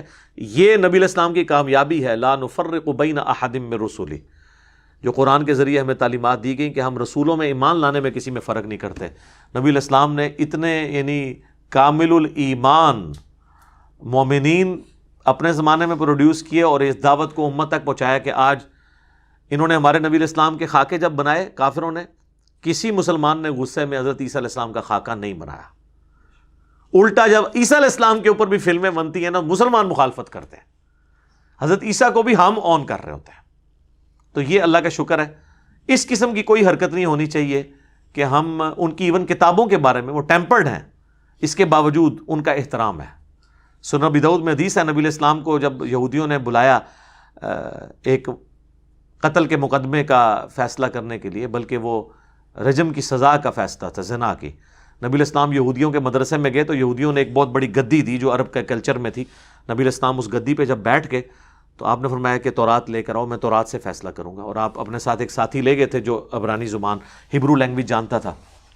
جب وہ تورات لے کر آئے تو نبی علیہ السلام نے اپنی پیٹھ کے نیچے سے گدی نکال کے سامنے رکھی اور تورات کو اس کے اوپر رکھا اور خود زمین پہ بیٹھ گئے، اور آپ نے جملہ بولا، میں ایمان لایا اس کتاب کو نازل کرنے والے پر اور اس کتاب پر۔ حالانکہ ٹیمپرڈ تھی، لیکن توحید کے والے سے تو ٹیمپرڈ نہیں ہے۔ اسی لیے تو جیوز اور کرسچن جب اپنی کتابیں پڑھتے ہیں نا تو کتابوں میں توحید وہی ہے جو قرآن میں ہے، وہ اللہ کے فضل سے تبدیل نہیں ہوئی۔ چاند ایک باتیں تبدیلی ضرور ہوئی ہیں، لیکن اوورآل ورنہ تو ان کے لیے تو ہدایت کا دروازہ بند ہو جاتا، قرآن کو تو مانتے ہی نہیں ہیں۔ تو احترام ان کی کتابوں کا بھی کرنا ہے، پیغمبروں کا بھی کرنا ہے، وہ سارے ہمارے ہیں، ان کتابوں پہ ہم ایمان رکھتے ہیں، اس میں تو کوئی دوسری رائے نہیں ہے۔ یعنی ایک ریڈ لائن کراس نہیں کرنی۔ سوشل میڈیا پہ آپ کو دنیا دیکھ رہی ہے، کوئی ایسے الفاظ استعمال نہ کریں۔ اور آپ یہ دیکھیں کہ میں تو کہتا ہوں یار، یہ یورپ اور امریکہ کے لوگوں میں حوصلہ ہے، اتنے بڑے بڑے پروٹیسٹ ہو رہے ہیں، کافر کر رہے ہیں کہ یار فلسطین میں ظلم ہو رہا ہے، ٹھیک ہے۔ اور وہ یہ نہیں ہے کہ وہ فلسطین میں صرف جوز کے مرنے کی بات کر رہے ہیں، زیادہ تر مسلمانوں کے مرنے کے اوپر ہی وہ کہہ رہے ہیں کہ مسلمانوں کے ساتھ ظلم ہو رہا ہے۔ تو ہمارے اندر بھی حوصلہ ہونا چاہیے۔ ہم غصہ نکالنے کے لیے کہتے ہیں ہٹلر نے تو اڈل صحیح کیتا سی، ہٹلر نے وہی کچھ کیا ہے جو 9/11 میں امریکہ نے آپ کے ساتھ کیا ہے۔ اس زمانے کے ریلیجس لوگ وہ تھے، آج کے اس ماڈرن ایج میں ریلیجس مسلمانوں کو فنڈامنٹلسٹ مانا جاتا ہے، ان کو ریلیجس ہونے کی سزا ملی تھی۔ بال فرنٹ پہ تو کوئی اور ریزن بھی رکھی جاتی، لیکن اصل مسئلہ ان کا یہی تھا۔ تو باقی جوز کو بھی دنیا میں رہنے کا حق ہے، ہم نہیں کہتے کہ ان کو رہنے کا حق نہیں ہے، لیکن یو این او نے جب یہ طے کیا تھا کہ 2 ریاستیں بنیں گی، مسلمانوں کو ان کی اپنی ریاست ہوگی اور جوز کی اپنی ریاست ہوگی، تو اب پریکٹیکلی تو ظاہر ہے مسلمانوں نے زمینیں ان کے ہاتھوں بیچی ہوئی ہیں نا جی۔ اب یہ بھی تو ایک تلخ پہلو ہے نا، اس کو بھی ذرا سمجھے نا، بالکل جذباتی ہونے کی بھی ضرورت نہیں ہے۔ انہوں نے اب وہ پریکٹیکلی وہاں پہ انہوں نے جگہ خریدی ہوئی ہیں، تو ان کو بھی وہاں پہ رہنا ہے۔ وہ جو ظلم کر رہے ہیں وہ اپنی جگہ ہے، لیکن دونوں کو رائٹ ہے رہنے کا۔ 70 لاکھ کے قریب یہودی وہاں پہ آباد ہیں، تو تقریباً 50 سے 60 لاکھ مسلمان بھی ہیں، تو ظاہر رہنا تو ہے اس روئے ارض کے اوپر۔ یا تو پھر ہجرت کے بعد آپ مواخات کروائیں اور دوسرے اسلامی ملکوں میں ان کو اجازت دیں کہ وہ آ جائیں۔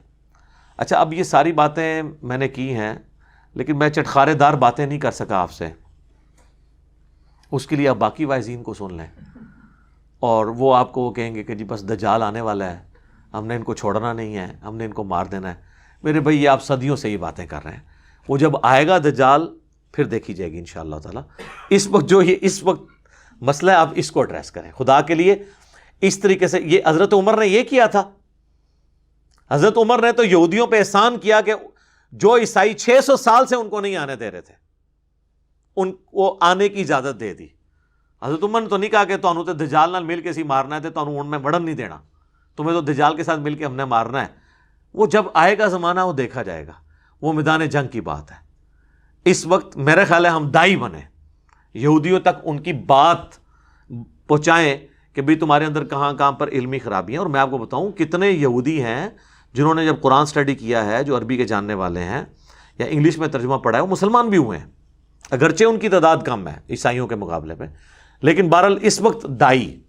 ابھی یہ میدان جنگ والا معاملہ نہیں، اور اس میں آپ مجھ سے پھکی لے لیں، یہودیوں کے اعتبار سے بخاری اور مسلم دونوں میں حدیث ہے، مولا علی کو غزوہ خیبر میں جب نبی صلی اللہ علیہ وآلہ وسلم نے بھیجا نا، آپ دیکھیں کہ شکست پہ شکست ہو رہی تھی مسلمانوں کے جو پہلے ٹروپس کو، تو حضور کا تو غصہ آسمانوں پہ ہونا چاہیے تھا، لیکن حضرت علی کو زرہ اپنے مبارک ہاتھوں سے باندھی۔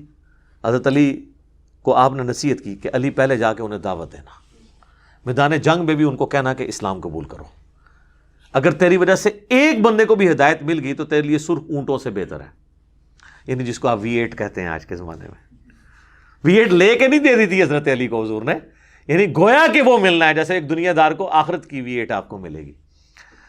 تو نبی الاسلام میدان جنگ میں بھی یہودیوں کے خلاف غزوہ خیبر، وہ خائن یہودی جنہوں نے حضور کو مدینہ شریف میں تنگ کیا، پھر آپ کو تنگ آ کے نبی الاسلام نے یعنی آپ صلی اللہ علیہ وآلہ وسلم نے ان کو مدینہ شریف سے نکال دیا، وہ خیبر میں آباد ہو گئے۔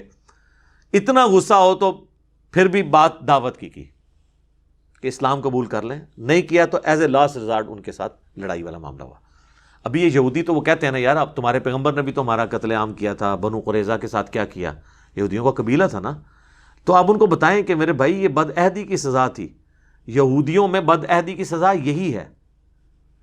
آپ کے جو 70,000 یہودی ایک دن میں قتل ہوئے تھے جنہوں نے بچڑے کو رب مان لیا تھا، ان کی سزا جو اللہ نے مقرر کی تھی کہ ہر قبیلہ اپنے قبیلے کے لوگوں کو قتل کرے گا، تو یہ سزا کنٹینیوس آپ کی شریعت میں چل رہی ہے، ٹھیک ہے۔ نبی الاسلام پہ ہوتا تو آپ معاف بھی کر دیتے، ٹھیک ہے۔ یہ بد عہدی کی سزا ملی تھی، اور اس میں بھی بچے اور عورتیں قتل نہیں ہوئے تھے، یہ ذہن میں رکھیے گا۔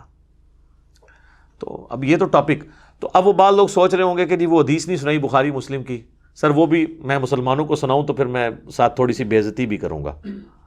بخاری مسلم دونوں میں حدیث ہے قرب قیامت میں جب مسلمانوں کی آخری جنگ ہوگی دجال کے خلاف، آرمگڈون جسے کہتے ہیں وہ لوگ، اور اس جنگ کے اندر نبی علیہ السلام فرمایا کہ اگر کوئی یہودی ایک پتھر کے پیچھے بھی چھپا ہوگا نا، کسی درخت کے پیچھے بھی، تو پتھر اور درخت کو بھی اللہ زبان دے گا اور مسلمان سے وہ کہے گا یا مسلم میرے پیچھے یہودی ایسے قتل کر دے۔ یہ عام حالت میں نہیں، میدان جنگ میں، سوائے غرقد کے درخت کے جو ان کو پناہ دے گا۔ تو اس میں الفاظ ہیں یا مسلم۔ تو یہاں آپ کسی جتنے یہاں پہ مسلمان ہیں ان کو ذرا کہہ کے دیکھیں نا، آپ کسی مسجد میں بریلویوں کی جائیں اور کہیں کہ جی یہ کس کی مسجد ہے، وہ کہے گا بریلویوں کی، تو اس کو پوچھیں آپ کون ہے، وہ کہے گا میں بریلوی، اور آگے سے وہ آپ کو پوچھے آپ کون ہے تو آپ کہیں میں مسلمان ہوں، تو دیکھیں اس کی تیوری کیسی چڑھتی ہے۔ وہ کہے گا میں کافر ہوں۔ بھئی اگر تو کافر نہیں ہے مسلمان ہی ہے تو تو اپنے آپ کو مسلم کیوں نہیں کہتا؟ اس دن سے پہلے کہہ دے کہ جس دن تجھے پتھر نے بھی اور درخت نے بھی کہنا ہے، اور تو نے اس وقت تو نے نہیں ماننا جب تک تجھے سنی شیعہ بریلوی دیوبندی حنفی شافعی مالکی کہہ کے نہ بلایا جائے، یا تو نے سمجھنا ہے کہ انجینئر صاحب کی کوئی ویڈیو چل گئی ہے پیچھے سے۔ تو یہ حدیثیں پھر جب سنائیں گے اس کے ساتھ تلخ چیزیں یہ جڑی ہوئی ہیں، پھر یہ بھی سنیں آپ۔ حیات مسیح اور نزول مسیح کے اوپر میری ویڈیوز ہیں، اس میں دجال کا جو قتل صحیح مسلم میں ہے، مقام لد پہ حضرت عیسیٰ علیہ السلام اسے قتل کریں گے۔ عیسیٰ علیہ السلام 2 زرد چادروں میں جو ہے وہ دمشق کے مینار پہ اتریں گے، اور اس کے بعد وہ نماز، یعنی پہلی نماز تو امام مہدی پڑھائیں گے، اس کے بعد حضرت عیسیٰ علیہ السلام ساری نمازیں پڑھائیں گے۔ اور مسلم شریف کے الفاظ ہیں کہ وہ تمہیں کتاب اللہ اور تمہاری نبی کی سنت کے مطابق چلائیں گے۔ اور آپ کے بزرگوں نے، یعنی شیخ احمد سرندی جسے آپ کہتے ہیں 1000 سال کا مجدد ہے، اور وہ بھی انہوں نے اپنے آپ کو خود ڈکلیئر کیا ہوا ہے، کوئی حدیث 1000 سال کے مجدد کی نہیں، 100 سال والی ہے ابو داؤد کے اندر، حاکم کے اندر، مشکات میں موجود ہے کہ ہر صدی کے کنارے پہ ایک اللہ تعالیٰ میری امت میں شخص مبعوث کرے گا جو دین کی تجدید کرے گا۔ لیکن وہ شیخ احمد سرندی نے کہا نہیں جی میں تو الف ثانی میں آندہ 1000 سال کا مجدد ہوں۔ ان سے پوچھیں پہلے 1000 سال کا مجدد کون ہے، تو آپ کا کیا خیال ہے وہ کس کو کہیں گے؟ نبی صلی اللہ علیہ وآلہ وسلم کو۔ وہ کہتے ہیں پہلے 1000 سال حضور نے کور کر لیے ہیں، اگلے 1000 سال میں کور کروں گا۔ جی ظاہر ہے وہ عمر بن عبد العزیز تو 100 سال کا مجدد ہے، اگلا مجدد امام شافعی تو 100 سال کا مجدد ہے، ٹھیک ہے۔ تو وہ کہتے ہیں، وہ انہوں نے باقاعدہ مکتوبات میں لکھا ہے کہ اب چونکہ حضور صلی اللہ علیہ وسلم کی وفات کو 1000 سال ہو چکے ہیں، تو اب پہلے مجدد کی ضرورت ہے۔ 1000 سال کو تو نبی علیہ السلام کی دعوت نے کور کیا، اب میں نے، اور پھر اس میں انہوں نے یہاں تک لکھا ہے کہ مجھے اللہ سے امید ہے کہ جو مجھے اللہ نے جو انہوں نے اپنی شانیں کلیم کی ہیں خود ساختہ، اس کا مجھے امید ہے کہ اس کا کچھ حصہ جو ہے امام مہدی کو بھی ملے گا۔ انہوں نے کہا مہدی بھی میرے انڈر ہی ہونا ہے، بے فکر ہو، اور ہونا بھی چاہیے۔ امام مہدی تو 100 سال کے مجدد ہوں گے نا، یا وہ آخری صدی کے مجدد ہوں گے نا، تو ظاہر ہے جو 1000 سال کا ہے وہ 100 سے تو بڑا ہے، ٹھیک ہے۔ ان سے پوچھا گیا یہ 1000 100 میں، انہوں نے کہا جی اتنا ہی فرق ہے جننا 1000 تے 100 ہی چوندا ہے، اتنا اس مجدد دے فرق ہے، تو پھر تو ظاہر ہے مجدد صاحب کا تو مرتبہ زیادہ ہے۔ اور وہ کہہ رہے ہیں اس میں کہ جی ہمارے بزرگوں نے کشف کے ذریعے دیکھا ہے کہ حضرت عیسیٰ علیہ السلام بھی جب دنیا میں اتریں گے تو فقہ حنفی کے مطابق عمل کریں گے۔ جی پھر ان کو شرم آئی کہ یہ میں نے بہت بڑا کلیم کیا۔ ان کا نہیں، ان کا اجتہاد جو ہے نا وہ امام حنیفہ سے مل جائے گا۔ سر امام حنیفہ کا اجتہاد تو آج ویلڈ نہیں رہا، یہ کیمرے کا مسئلہ، قطبین پہ نماز کا مسئلہ جہاں 6 مہینے کا دن 6 مہینے کی رات ہوتی ہے، پوسٹ مارٹم کا مسئلہ، اعضاء کی پیوند کاری کا مسئلہ، انتقال خون کا مسئلہ، کینگرو کا مسئلہ۔ امام حنیفہ کو تو کینگرو کا پتہ ہی نہیں تھا کہ آسٹریلیا میں اتنے کینگرو ہوتے ہیں، یہ حلال ہے یا حرام ہے۔ تو اجتہاد تو اسلام کی خوبصورتی ہے، تو انہوں نے ان کے ساتھ جوڑا ہوا ہے، تو حضرت عیسیٰ علیہ السلام کو بھی ان کے انڈر کر دیا ہوا ہے کہ جی وہ فقہ حنفی کے مطابق، وہ بھائی صحیح مسلم میں وہ تمہیں اللہ کی کتاب اور اس کے نبی کی سنت کے مطابق چلائیں گے، دیٹس آل۔ تو اللہ کا شکر ہے میں یہ مسلم کی وجہ سے بحث کی ہے کہ مسلم بن جائیں، اس دن سے پہلے مسلم بن جائیں جس دن آپ کو مسلم بننا پھر فائدہ کوئی نہیں دے گا، ٹھیک ہے۔ بلکہ آپ کو تو وہ دجال کے بھی آتا ہے نا بخاری مسلم میں کہ ماتھے کے اوپر کافر لکھا ہوگا، لیکن ایبریویشن میں لکھا ہوگا، کاف فا را، یا کاف فا الف را، دونوں بھی ہو سکتے ہیں، کھڑی زبر ہوتا ہے۔ تو میں اکثر کہتا ہوں یہ کاف سے کشف پڑھ لیں گے، الف سے الہام پڑھ لیں گے، فا سے فیض پڑھ لیں گے، اور راز روحانیت پڑھ لیں گے اور کہیں گے یہی سب سے بڑے بزرگ ہیں، دیکھو یہ تو بارش برسا رہے ہیں، زمین سے سبزہ اگا رہے ہیں، ان سے بڑا کون بزرگ ہوتا ہے؟ لوگ کہتے ہیں ہم پہچان لیں گے. سر اس طرح نہیں پہچانا جا سکتا جب تک آپ شعبدہ بازیوں سے نکل کے کتاب و سنت کے راستے پہ نہیں آ جائیں گے. یعنی کہ دوسرے الفاظ میں، مرنے سے پہلے اے مسلمان کر لے اس پہ غور، کتابوں کا خدا اور ہے، بابوں کا خدا اور.